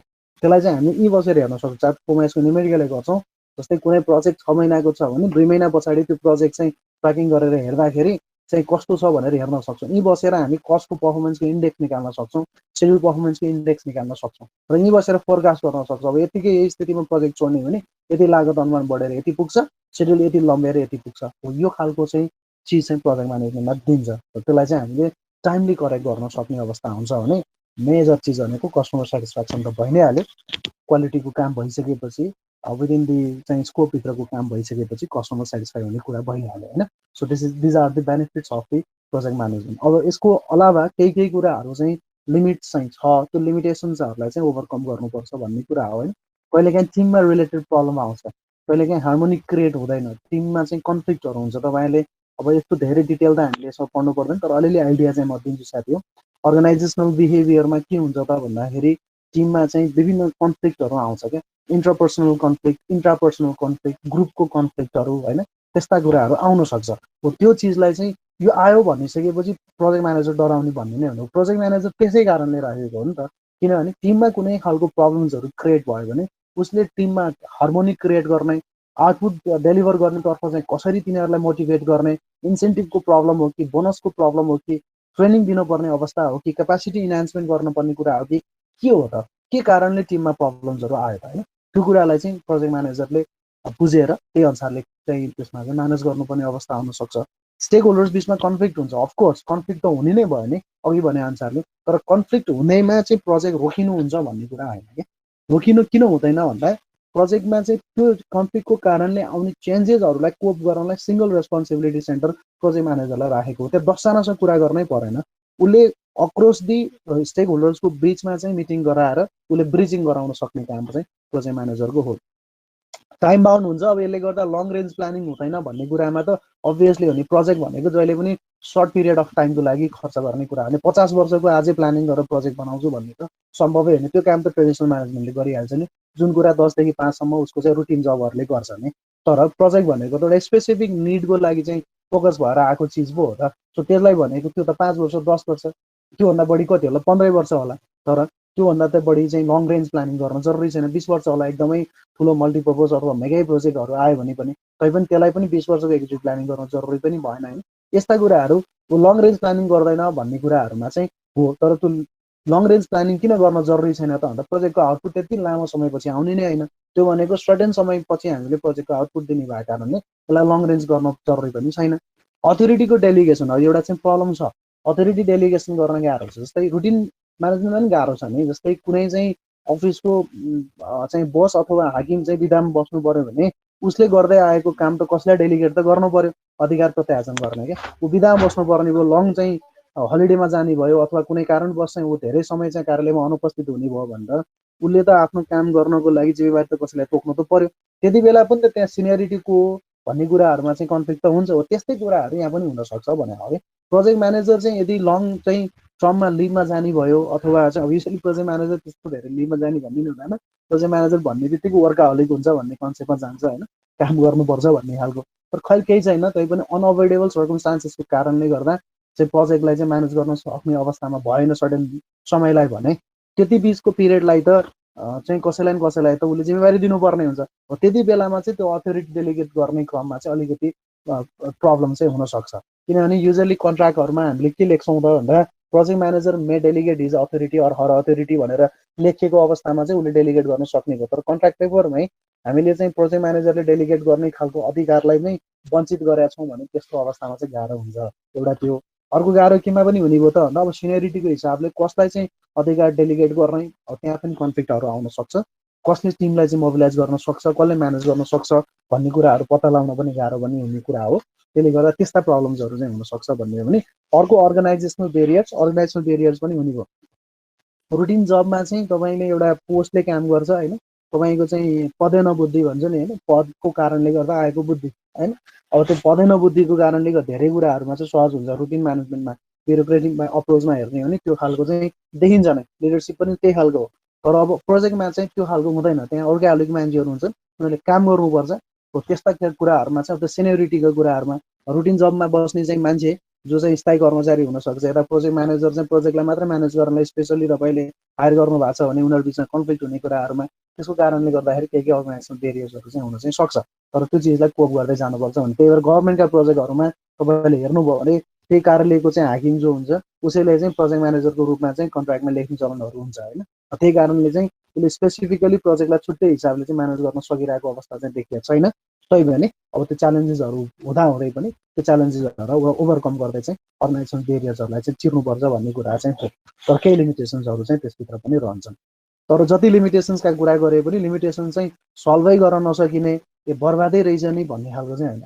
त्यो लिमिटेसन्सलाई हामीले ओभरकम गर्न नै सक्छौँ र त्यो ओभरकमलाई त्यसलाई न्यूनीकरण गरेर प्रोजेक्टको बेनिफिट्स होइन, प्रोजेक्ट म्यानेजमेन्टको बेनिफिट्सलाई चाहिँ बढी चाहिँ महत्त्व दिने भएको कारणले लिमिटेसन्समा त्यति धेरै अल्झिराख्नु जरुरी छैन। यदि अझै पनि लिमिटेसन्स धेरै ठुलो हुँदो हुन्थ्यो भने आजको दिनसम्म प्रोजेक्ट म्यानेजमेन्ट यो स्केलमा आइसक्नु पर्ने अवस्था चाहिँ हुँदैन थियो होला है त। So these are the benefits and limitations of the project management. यसमा कुनै पोइन्टमा केही क्ल्यारिफिकेसन चाहिन्छ थप साथी हो अथवा केही फरक खालको राय छ भने प्लिज डिस्कस गरौँ त। मैले ओपन गरेँ डिस्कसनको लागि। एनीबडी साथी हो कि काट्यो हो आज पनि? छैन सर आइरहेको छ। म फेरि एकदम फ्लोमा गएपछि फ्लो गएकै गर्छ क्या, अनि त्यही कारणले गाह्रो भयो। ल के छ यसमा भन्नु त साथी हो? केही अलिअलि प्रोजेक्ट म्यानेजर बनौँ जस्तो लागेको छैन अहिलेदेखि, बेला भएको छैन है, बिस्तारै नै फेरि।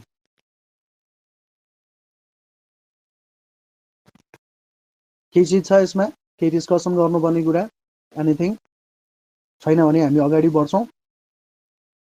हुन्छ सर। ओके ल अगाडि बढौँ है त। त्यसो बुझिरहेछ, खासै गाह्रो पनि त केही कुरा छैन, गफै त दिइरहेको छु मैले होइन।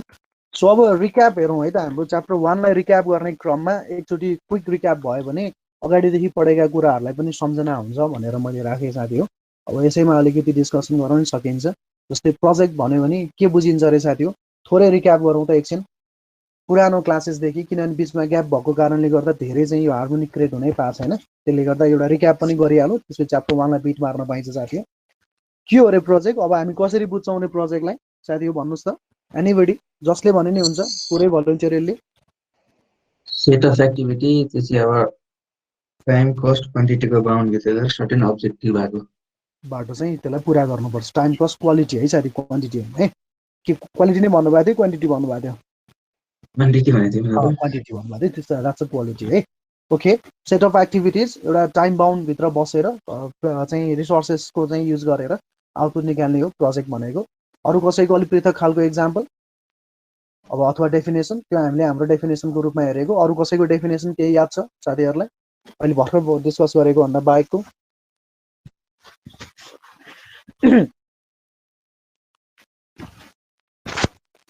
ओके, छैन भने पनि हामी त्यसमा त्यसरी नै टुङ्ग्यौँ। It's a set of activities designed to attain specific objective within constraints of time, cost and quality in a dynamic environment. त्यो कुरालाई बुझ्न जरुरी छ एकदमै धेरै नै। अब अलिकति क्यारेक्टरिस्टिक्सको कुरा गरौँ। के पोइन्टहरू याद छ कसैलाई साथी हो भन्नुहोस् त। What are the characteristics of project? Characteristics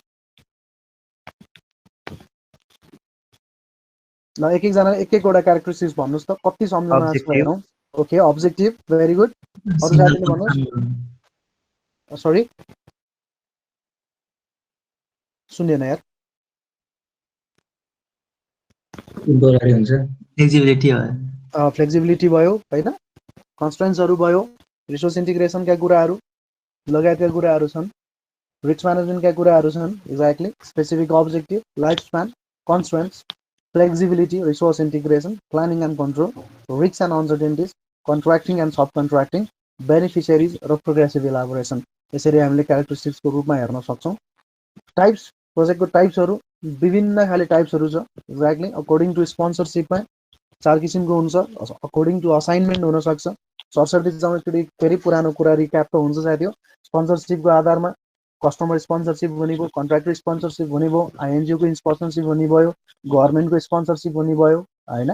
त्यसै गरी चाहिँ असाइनमेन्टमा हेर्ने भने कसलाई चाहिँ असाइन गऱ्यौँ, सिङ्गल पर्सनलाई दियौँ कि ग्रुप अफ द इम्प्लोइलाई दियौँ कि ग्रुप अफ द इम्प्लोइमा चाहिँ बाहिरको एक्सटर्नल साइटलाई दियौँ कि होइन, त्यस्ता कुराहरू भयो। ओरिएन्टेसनमा आउटपुट निकाल्ने हो कि सर्भिस दिने हो, स्पिडमा हामीले नर्मल टाइम फ्रेममा प्रोजेक्ट सकाउने हो कि क्रास गर्ने हो कि छिटो सकाउनलाई, अथवा डिजास्टर प्रोजेक्ट हो।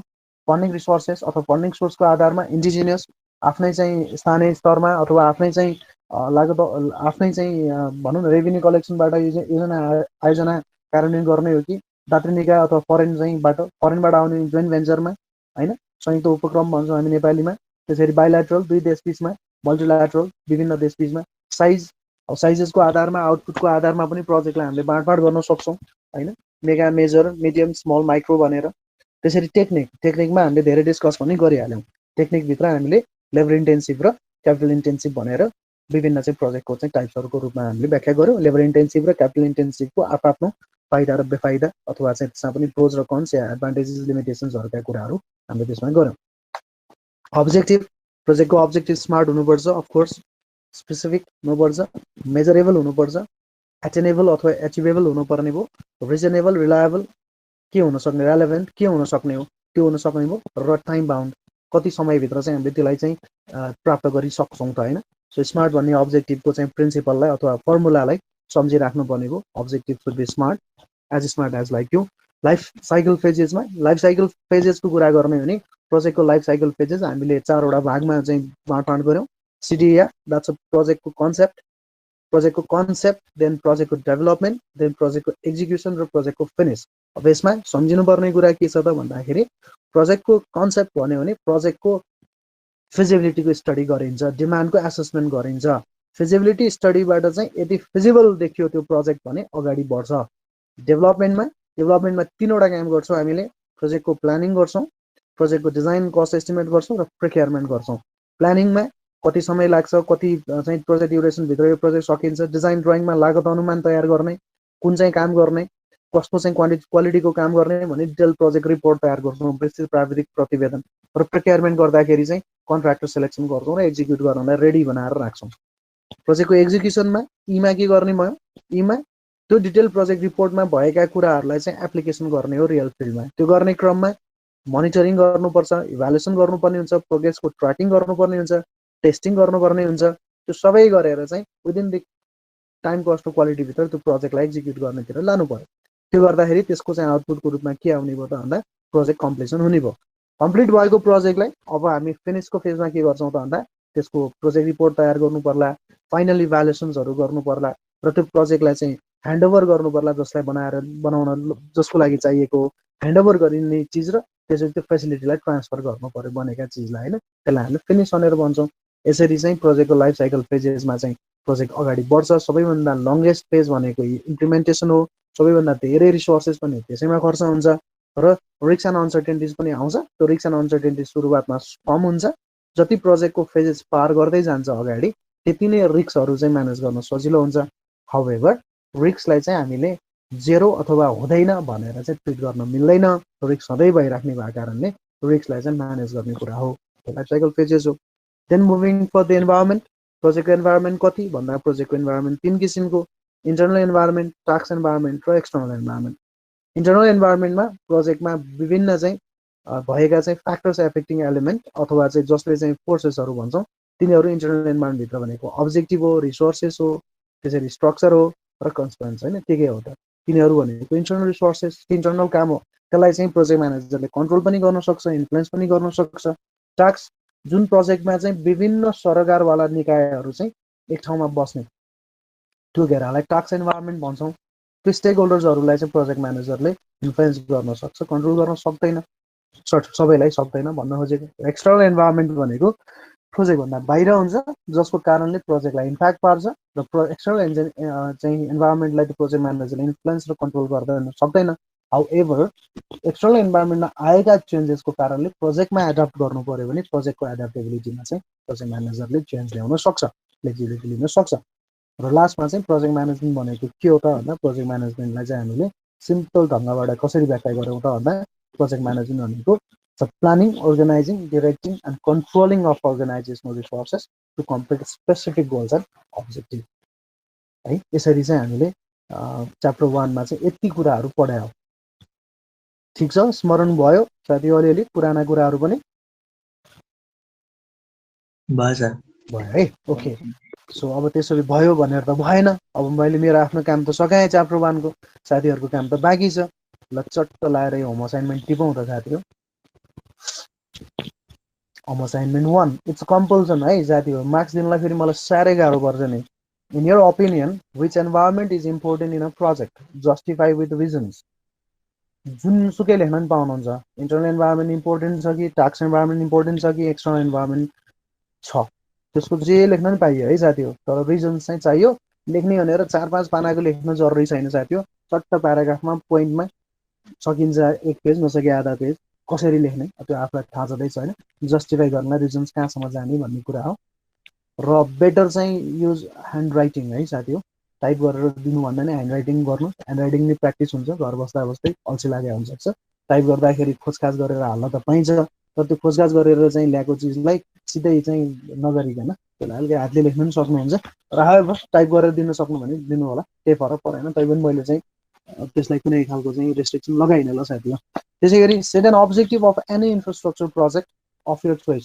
आफूलाई मन परेको जुनसुकै पूर्वाधारको योजनाको अब्जेक्टिभ सेट गर्नुहोस्। र अब्जेक्टिभ सेट गर्दाखेरि सुड बी स्मार्ट है। त्यो स्मार्ट भन्ने फर्मुलालाई प्रयोग गरेर चाहिँ अब्जेक्टिभ सेट गर्नु। स्पेसिफिकमा के लेख्नुहुन्छ, मेजरेबलमा के लेख्नुहुन्छ, एटेनेबलमा के लेख्नुहुन्छ, रेलेभेन्टमा के लेख्नुहुन्छ र टाइमलाइनमा के लेख्नुहुन्छ अथवा टाइम बाउन्डमा के लेख्नुहुन्छ।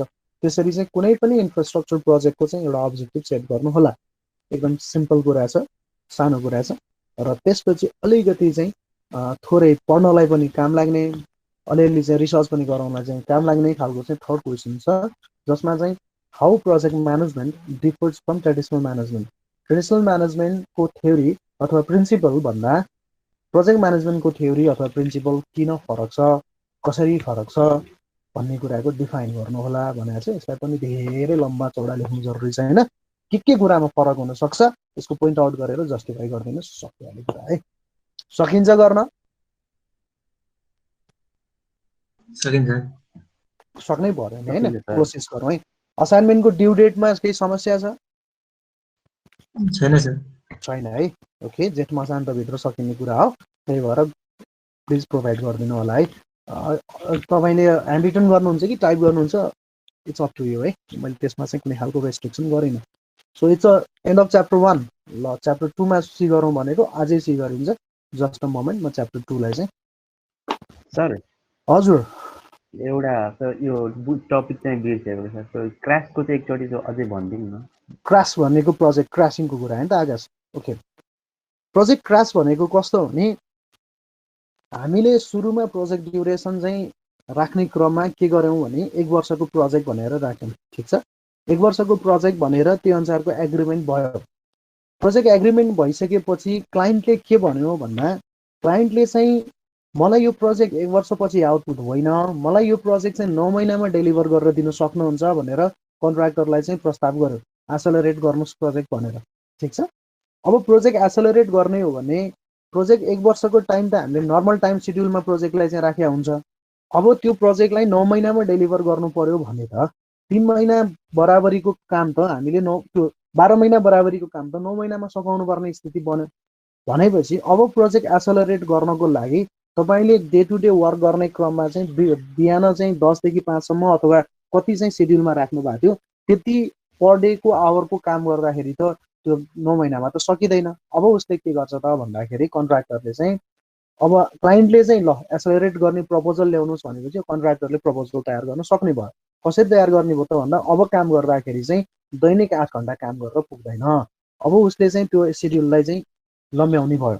दैनिक 8 घन्टा होइन, अब दैनिक 16 घन्टा काम गर्नुपर्ने अवस्था आउन सक्छ। कुनै दिन थ्रु आउट चाहिँ 24 घन्टा काम गर्नुपर्ने स्थिति पनि हुनसक्छ। भनेको अब त्यो उसले दैनिक 8 घन्टा काम गर्नु सट्टा दैनिक जब 16 घन्टामा जानुपर्छ अथवा 24 घन्टामा लेबरको सिफ्टिङ गराएर काम गर्नुपर्ने हुने बित्तिकै अब के हुने भयो, रिसोर्सेस बढी खर्च हुने भयो।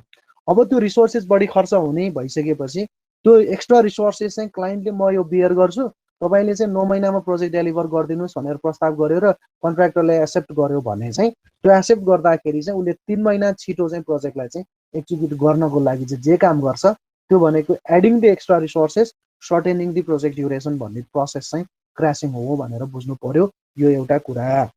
त्यो केसेस हरेकमा आउन सक्छ। जसरी तपाईँले छिटो प्रोजेक्ट डेलिभर गरिदिनु भने तपाईँले बोनस पाउनुहुन्छ भन्यो भने त्यो एउटा इन्सेन्टिभको रूपमा कन्ट्र्याक्टरले क्रास गर्न सक्ने अवस्था आयो, एक नम्बर।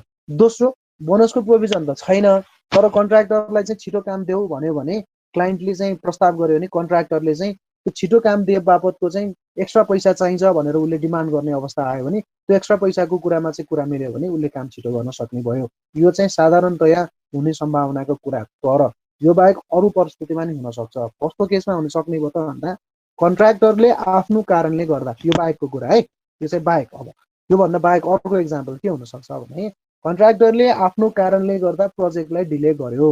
सुरुवातको पिरियडमा सुरुवातको टाइममा चाहिँ उसले जति प्रोग्रेस अचिभ गर्नुपर्ने थियो त्यति प्रोग्रेस चाहिँ अचिभ गर्न सकेन उसकै कारणले। डिले एनालाइसिस गरेर हेर्दाखेरि के देख्यो त भन्दा कन्ट्र्याक्टरको आफ्नो कारणले गर्दाखेरि चाहिँ डिले भयो भने क्लाइन्टले त विदिन टाइमभित्र त प्रोजेक्ट सकाउ भन्छ। अब त्यो डिले भएको कारणले गर्दा चाहिँ यहाँ चाहिँ प्रोजेक्ट सर्टेनिङ गर्ने भन्दा पनि जति बाँकी रहेको पिरियडभित्र प्रोजेक्ट एक्जिक्युट गर्नुपर्ने त्यो चाहिँ अहिलेको स्थिति अनुसारले डेलिभर गर्ने हो भने प्रोजेक्टको टाइम बढ्न जान्छ। त्यो भयो भने क्लाइन्टले अब स्ट्रिक्टली भन्ने भयो कन्ट्र्याक्टर तिमीले चाहिँ ह्युमन रिसोर्सेस बढी मोबिलाइज गरौ, तिमीले चाहिँ प्रोजेक्ट सेड्युललाई क्रास गरेर मलाई विदिन टाइम फ्रेमभित्र प्रोजेक्ट देऊ भन्यो भने अब उसले जति अगाडि चाहिँ डिले गरेर भएको त्यो चिजलाई चाहिँ कोपिङ गर्दै यतापट्टि जति बाँकी रिमेनिङ टाइम छ त्यसमा चाहिँ प्रोजेक्टलाई एक्जिक्युट गर्नलाई उसले रिसोर्सेस खनाएर काम गर्नुपर्ने स्थिति हुनसक्छ। त्यसरी पनि प्रोजेक्टलाई क्रास गर्न सकिन्छ। So it depends on the requirement है, it depends upon the requirement कसरी चाहिँ क्रास गर्न खोजिरहेछौँ हामीले। एउटा त्यो। अर्को इक्जाम्पल के छ, तपाईँले जस्तै हतार कहिलेकाहीँ सरकारले कुनै काम गर्नु पर्यो भने रातारात बाटो पिच गरेर रेलिङ सेलिङ चाहिँ लगाउँछ नि कलर सलर होइन। जस्तै सार्क च्याम्पियनसिप हुँदा होला अथवा सार्क सम्मेलन गर्नुपर्ने भयो अथवा केही गर्नुपर्ने भयो नेपालमा भने त त्यो त एकदमै चाहिँ छोटो समयमा चाहिँ काम सघाउनु पर्ने हुन्छ। अब त्यसमा तपाईँले 10 देखि 5 मात्रै काम गर्छु अथवा 8 घन्टा मात्रै काम गर्छु भन्ने हुँदैन। हो त्यस्तो अवस्थामा पनि क्रासिङ गर्छ।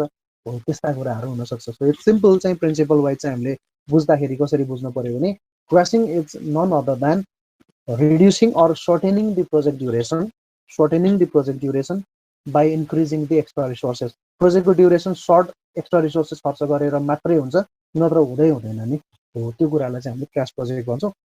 अति नै भएन। अहिले हामी अर्को सेमेस्टर निर्माण व्यवस्थापन यसको न्युमेरिकलै गर्छौँ, टाइम कस्टको ट्रेड अफ भनेर। कस्ट र टाइम बिचमा के रिलेसन रहन्छ भन्ने कुरामा क्रासिङको हिसाबै गरेर हेर्छौँ। ठिक छ? ठिक छ सर। ल गुड। सो त्यसो हो भने अब च्याप्टर 3 तर्फ लाग्ने भयो साथीहरु। के च्याप्टर 2 तिर 1 2 3 नै गर्दै पढाउँदै जाउँ है। 3 किन पढाइहाल्नु पऱ्यो र हैन। च्याप्टर 2 बाटै जाउँ, अगाडि सिधै बढौँ। सो च्याप्टर 2 छ हामीसँग प्रोजेक्टको अप्रेजल, त्यसैगरी प्रोजेक्टको चाहिँ प्रपोजल कसरी लेख्ने र त्यसैगरी प्रोजेक्टको चाहिँ फर्मुलेसनको टेक्निक्सहरू के हो भन्ने कुराहरू चाहिँ अब च्याप्टर 2 मा चाहिँ रिलेटेड कुराहरू छ है। अनि फाइनल इयर प्रोजेक्टको कुराहरू अगाडि बढिरहेछ कलेजमा भइरहेछ। प्रपोजल तयार गर्नुभयो? हुँदैछ गर्दैछौँ। गर्दै हुनुहुन्छ? के प्रपोजल लेख्नलाई सिकाएको छ त कलेजले? छैन सर। छैन है। अलिकति डिस्कसन चाहिँ हामी यो च्याप्टरमा गर्छौँ होइन।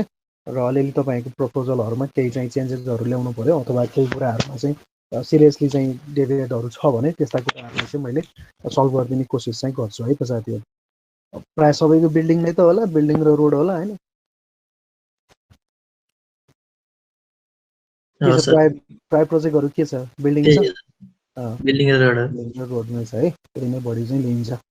चलन चल्तीमा पनि त्यही नै बढी भयो के हो है डिमान्डै त्यसकै छ बढी okay so let's continue with chapter 2 chapter 2 मा चाहिँ हामीलाई project appraisal and project formulation टेक्निकको बारेमा चाहिँ अलिकति जानकारी देऊ भन्छ हैन प्रोजेक्ट अप्रेजल र फर्मुलेसन टेक्निक भन्दा सिलेबसले चाहिँ अलिकति उल्टो पाल्टो गराएको छ कि खासमा पहिला प्रोजेक्ट फर्मुलेसन टेक्निक पढाएर अनि त्यो फर्मुलेटेड भएको प्रोजेक्टको फिजिबिलिटीलाई चाहिँ अप्रेजल कसरी गर्ने भन्ने कुरा पढाउनु भएको हुन्थ्यो तर अब यहाँ ठ्याक्कै उल्टो छ कि सिलेबसमा चाहिँ पहिला प्रोजेक्ट अप्रेजल छ अनि त्यसपछि फर्मुलेसनको टेक्निक छ त्यसमा कन्फ्युजन नभइकन म के भन्छु भने प्रोजेक्ट फर्मुलेसन भनेको नट अन अदर द्यान हामीले प्रोजेक्टको लाइफ साइकल फेजेसको सुरुको फेजमा जे गर्यौँ नि जे पढ्यौँ नि फिजिबिलिटी भनेर हो त्यो फिजिबिलिटी स्टडीलाई नै हामीले प्रोजेक्ट फर्मुलेसन भनेको हो हैन फिजिबिलिटी भएर आएको चाहिँ अल फिजिबल प्रोजेक्ट्सहरू छ अथवा त्यो प्रोजेक्टको चाहिँ फिजिबिलिटी स्टडीको रिपोर्टलाई चाहिँ अब त्यसमा इन्भेस्टमेन्ट गर्नु पर्यो भने त्यो इन्भेस्टमेन्ट गर्ने चाहिँ इन्स्टिट्युसनले चाहिँ त्यसमा त्यो साँच्चै नै फिजिबल छ कि छैन भनेर चाहिँ क्रस भेरिफिकेसन गर्ने चाहिँ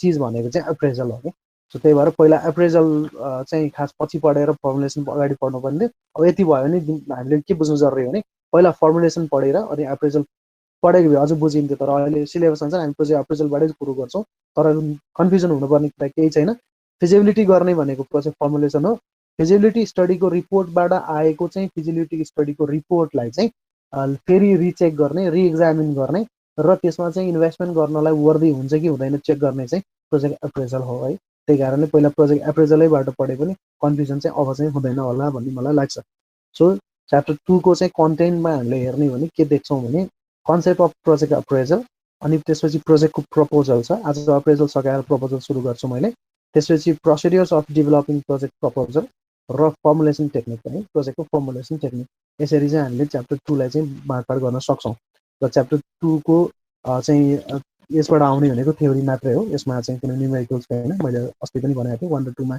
छैन 5 मा छैन अरू सबैमा छ भनेर है सो कन्सेप्ट अफ अप्रेजलबाट सुरु गरौँ सो अब प्रोजेक्ट अप्रेजल मात्रै भन्यो भने अब अप्रेजलको मिनिङलाई खोज्नु पर्यो हैन यसको मिनिङ यो किन गर्न जरुरी छ किन चाहिँ यसको के क्राइटेरियाहरू हामीले हेर्नुपर्ने हुन्छ भन्ने कुराहरू नै हेर्ने हो प्रोजेक्टको अप्रेजल नेपालीमा अप्रेजल भनेको लेखाजोखाको रूपमा हेर्न सकिन्छ हैन अब अप्रेजललाई चाहिँ कसरी हेर्ने त भन्दाखेरि प्रोजेक्ट अप्रेजल भनेको कुनै पनि चाहिँ इन्भेस्टमेन्ट प्रपोजलको चाहिँ एसेस गरेर हेर्ने हो कसैले इन्भेस्टमेन्ट गर्दियौ भनेर यसमा प्रपोजल पेश गर्छ भने त्यो प्रपोजल चाहिँ त्यो प्रपोजलमा चाहिँ भने अनुसारको काम गर्नको लागि अथवा त्यो प्रपोजलमा चाहिँ टार्गेट गरे अनुसारको काम गर्नको लागि चाहिँ इन्भेस्टमेन्ट गर्दा चाहिँ त्यसबाट वर्दी हुन्छ कि हुँदैन अथवा त्यो इन्भेस्टमेन्ट गर्न योग्य छ कि छैन या लगानी गर्दाखेरि डुब्छ कि डुब्दैन भन्ने कुरालाई एसेस गर्नेलाई नै अप्रेजल भनेर भने हो सिम्पल सेन्टेन्समा चाहिँ अथवा सिम्पल चाहिँ भाषामा हामीले बुझाउनु पर्यो भने प्रोजेक्ट अप्रेजल भनेको के हो त भन्दा कुनै पनि इन्भेस्टमेन्ट भेन्चर अथवा इन्भेस्टमेन्ट प्रपोजल लगानी गर्ने चाहिँ कुनै प्रस्तावमा लगानी गर्न ठिक छ कि छैन भनेर चाहिँ हामीले चेक गर्छौँ भने अथवा एक्जामिन गर्छौँ भने यसलाई नै अप्रेजलको रूपमा चाहिँ संज्ञा लिन सकिन्छ भनेर बुझिन्छ है यो यस्तो टेक्निक हो जसले चाहिँ प्रोजेक्टको भायबिलिटी छ कि छैन भनेर चेक गर्ने हो कि प्रोजेक्टको भायबिलिटी छ कि छैन भनेर चेक गर्नलाई त फिजिबिलिटी स्टडीबाट त आइसकेको रिपोर्ट त हुन्छ त्यो रिपोर्टलाई रिएक्जामिन गर्ने हो रिइभ्यालुएट गर्ने हो जस्तै कुनै एउटा चाहिँ हाइड्रो पावरको फिजिबिलिटी स्टडीबाट चाहिँ टेक्निकल फिजिबिलिटी स्टडी गर्यो त्यसमा हामीले पढ्यौँ नि के हुनुपर्छ भन्दा इन्भाइरोमेन्टको गर्यो इकोनोमिकल गर्यो त्यहाँ चाहिँ सोसाइटीको कुराहरू पनि हेऱ्यो होला त्यो सबै गरेर चाहिँ त्यो प्रोजेक्ट फिजिबल छ भनेर चाहिँ डिक्लेयर भएको छ रे भने अब त्यो स्टडीलाई डिक्लेयर भएको स्टडीलाई डिक्लेयर भएको रहेछ भनेर मात्रै चाहिँ ब्याङ्कले इन्भेस्टमेन्ट गर्दाखेरि त्यतिको आधारमा गर्दैन ब्याङ्कले त्यसमा इन्भेस्टमेन्ट गर्नु पर्यो भने त्यो फिजिबिलिटीको स्टडीलाई आफ्नो हिसाबले क्रस भेरिफिकेसन गर्छ हो त्यो क्रस भेरिफिकेसन गरेर त्यसमा इन्भेस्टमेन्ट गर्न ठिक छ कि छैन भनेर चाहिँ जे मेथड अपनाउँछ त्यो मेथडलाई प्रोजेक्टको अप्रेजल भनिन्छ भने हो क्लियर छ साथीहरु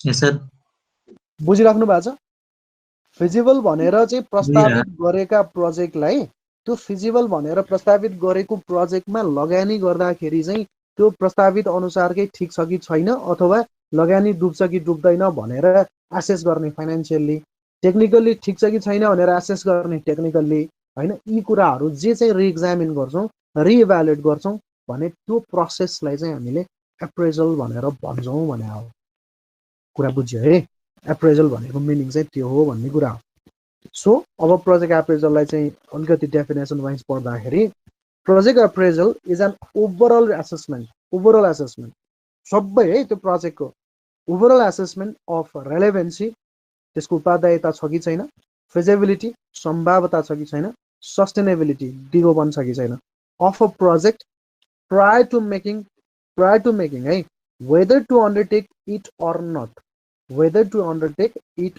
एक्ज्याक्टली त्यही कुरा मैले प्रोजेक्ट लाइफ साइकल फेजेसमा भनेको थिएँ फिजिबिलिटी गर्छ फिजिबिलिटीबाट चाहिँ आएको स्टडीलाई चाहिँ हामीले एप्रेजल गरेर प्रोजेक्ट गो गर्ने कि प्रोजेक्ट नो गो गर्ने भन्ने डिसिजन कन्सेप्टमा हुन्छ भनेर मैले त्यति बेला भनेको थिएँ नि आजभन्दा 2 क्लास अगाडि हो ठ्याक्कै त्यही हो मिनिङ अप्रेजल भनेको के हो त भन्दा फिजिबिलिटी सस्टेनेबिलिटी र रेलेभेन्सी चेक गर्दै प्रोजेक्टमा चाहिँ क्यारी गर्ने कि नगर्ने अगाडि बढाउने कि नबढाउने इन्भेस्टमेन्ट गर्ने कि नगर्ने भन्ने चाहिँ क्वेसनको आन्सर्स लिनलाई हामीले जे काम गर्छौँ त्यो भनेको प्रोजेक्ट अप्रेजल हो भनेर बुझ्नु पर्यो क्लियर छ है प्रोजेक्ट अप्रेजल भनेको के हो भन्ने कुरामा ओके सो किन गर्न जरुरी छ त प्रोजेक्ट अप्रेजल वाइ किन गर्न जरुरी छ त भन्दा प्रोजेक्ट अप्रेजल गरेन भने हामीलाई के कुराको आन्सर आउँदैन भने दुईटा कुराको आन्सर चाहिँ आउँदैन है एउटा क्वेसनको के आन्सर आउँदैन त भन्दा त्यो प्रोजेक्टले आफ्नो अब्जेक्टिभ मिट गर्दै गर्ने क्रममा लार्जर सोसाइटीको निड अथवा कन्ट्रीमा केही कन्ट्रिब्युट गर्छ कि गर्दैन भन्ने हो भलै त्यो चाहिँ सब्जेक्टिभ कुरा हो तर त्यो चिज हेर्न चाहिँ जरुरी हुन्छ भनेर भन्छ है भनेको will the project meet its objective त्यो इम्पोर्टेन्ट हो त्यो एकदमै इम्पोर्टेन्ट हो किन आफ्नो अब्जेक्टिभै मिट गर्न सक्दैन भने त के लगानी गर्नु त will the project meets its objective त्यो प्राइमेरी कुरा भयो तर सेकेन्डरीमा पनि हामीले के हेर्न सक्छौँ त भन्दा as well as the larger need of societies or country के यसले चाहिँ सोसाइटीमा अलिकति इम्प्याक्ट पार्छ रोजगारी सृजना गर्छ त त्यहाँ पोभर्टी रिडक्सनमा केही कुरा चाहिँ हेर्छ त अथवा यसले अन्ततगत चाहिँ कन्ट्रीको इकोनोमिकल ग्रोथ रेटमा अथवा कन्ट्रिब्युसनमा के कन्ट्रिब्युट गर्ला त भन्ने कुराहरू अलिअलि त्यस्ता कुरा चाहिँ हेर्नु चाहिँ पर्छ भने दोस्रो भनेको हाउ डज अब अर्को यो त प्राइम क्वेसनको रूपमा अब्जेक्टिभ पुरा गर्छ कि गर्दैन क्लियर छ होइन अनि सेकेन्डरी अब्जेक्टिभमा यो हुनसक्छ कि सक्दैन त्यो नि छ त्यो सँगसँगै अर्को पनि इम्पोर्टेन्ट हो क्या how does this particular project होइन हामीले अहिले जे प्रोजेक्टको अप्रेजल गरिरहेछौँ त्यो पर्टिकुलर प्रोजेक्टले चाहिँ अरू अल्टरनेटिभ्सहरूसँग चाहिँ कम्पेयर गर्दाखेरि चाहिँ यसको राम्रो छ कि छैन त्यो हेर्छौँ क्या त्यही भएर त तपाईँहरूले इन्जिनियरिङ इकोनोमिक्समा पढेको नि त बिसी रेसियोबाट चाहिँ प्रोजेक्ट स्क्रिनिङ गरेर हेरे होइन आइआरआरबाट प्रोजेक्ट स्क्रिनिङ गरेर हेरेको होइन त कुन प्रोजेक्टको चाहिँ आइआरआर बढी छ कसको एनपिभी भ्यालु बढी छ कसको चाहिँ बिसी रेसियो बढी छ भनेर हेरे होइन त त्यही कारणले त हो नि त त्यही भएर how does project compare with other projects भनेको अल्टरनेटिभ्सहरूसँग चाहिँ कम्पेयर गरेर यसले के गर्यो त यदि अरू अल्टरनेटिभ्स भन्दा बेस्ट छ कि छैन भनेर चेक गर्ने पनि क्वेसनको आन्सर पनि अप्रेजलले नै दिने भयो सो एप्रेजलले दिँदाखेरि चाहिँ दुईवटा क्वेसनको आन्सर गर्न जरुरी छ किन गर्न जरुरी छ त भन्दा एउटा प्रोजेक्टको अब्जेक्टिभ यसले पुरा गर्छ कि गर्दैन प्राइमेरी रूपमा सेकेन्डरी रूपमा यसले चाहिँ सर्टेन चाहिँ अब चाहिँ सोसाइटीमा इम्प्याक्ट पार्छ कि पर्दैन अथवा कन्ट्रीमा कन्ट्रिब्युट गर्छ कि गर्दैन भन्ने एउटा भयो भने दोस्रो भनेको यो सँगसँगैका अन्य स्क्रिनिङ गर्दाखेरि चाहिँ अन्य प्रोजेक्ट्सहरू भन्दा यो किन पृथक छ त यो किन राम्रो छ त भन्ने कुराको आन्सर लिनलाई पनि प्रोजेक्ट एप्रेजल गर्नु जरुरी छ ठिक छ यहाँसम्म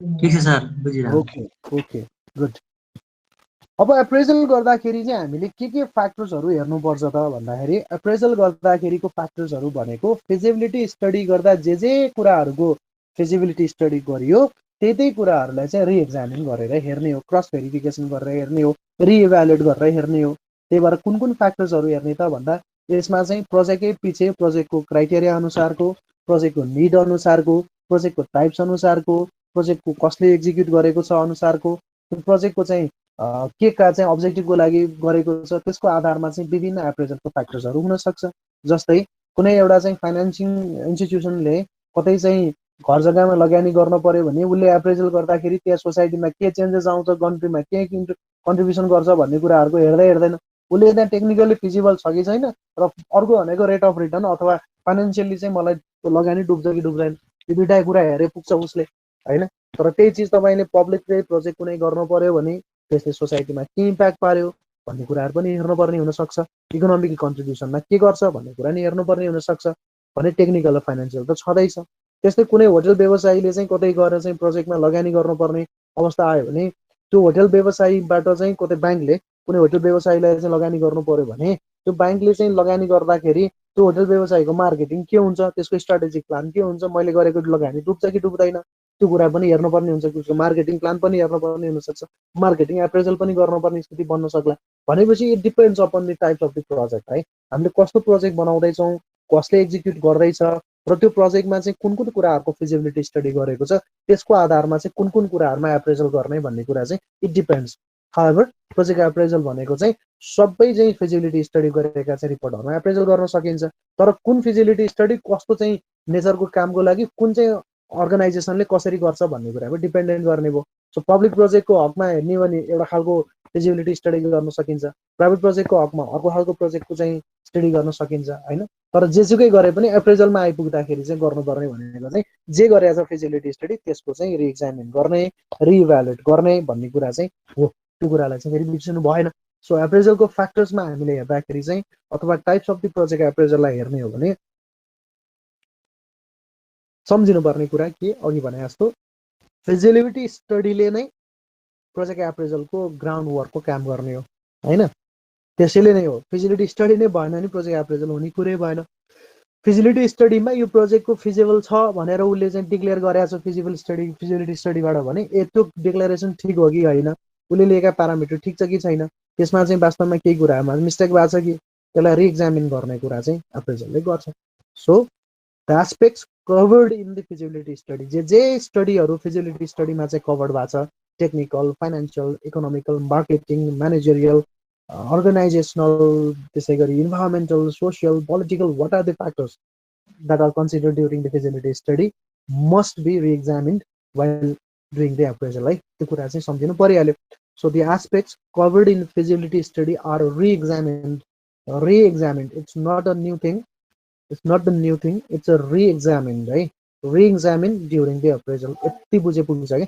फिजिबिलिटी स्टडीमा जे कुराहरू चाहिँ हामीले स्टडी गरेका थियौँ, सम्भाव्यता अध्ययन जे प्यारामिटरको गरेका थियौँ, त्यो सम्भाव्यता अध्ययनले देखाएको प्रतिवेदनमा लेखेको कुराहरू चाहिँ लेखाजोखा गरेर हेर्ने हो त्यो कुरा ठिक हो कि होइन भनेर आवश्यकता हुन्छ। That's appraisal.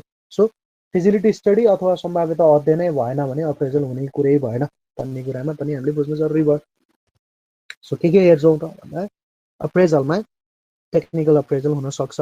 Feasibility स्टडीमा technical study गरे रहेछ भने त अप्रेजल पनि गर्नुपर्ने हो। सरी, इकोनोमिकल अप्रेजल हुने भयो, आर्थिक हिसाबमा के छ, कन्ट्रीमा के कन्ट्रिब्युसन गर्छ, रोजगारी सृजना गर्छ कि गर्दैन, पोभर्टी रिडक्सनमा त्यसले असर गर्छ कि गर्दैन, सोसाइटीमा कस्तो खालको चाहिँ इम्प्याक्ट पार्छ लगायतका कुराहरू इकोनोमिक्ससँग आउँछ। तर प्यारामिटर त फाइनेन्सकै प्यारामिटर हुन्छ, आइआरआरबिसी रेसियोले भइहाल्यो।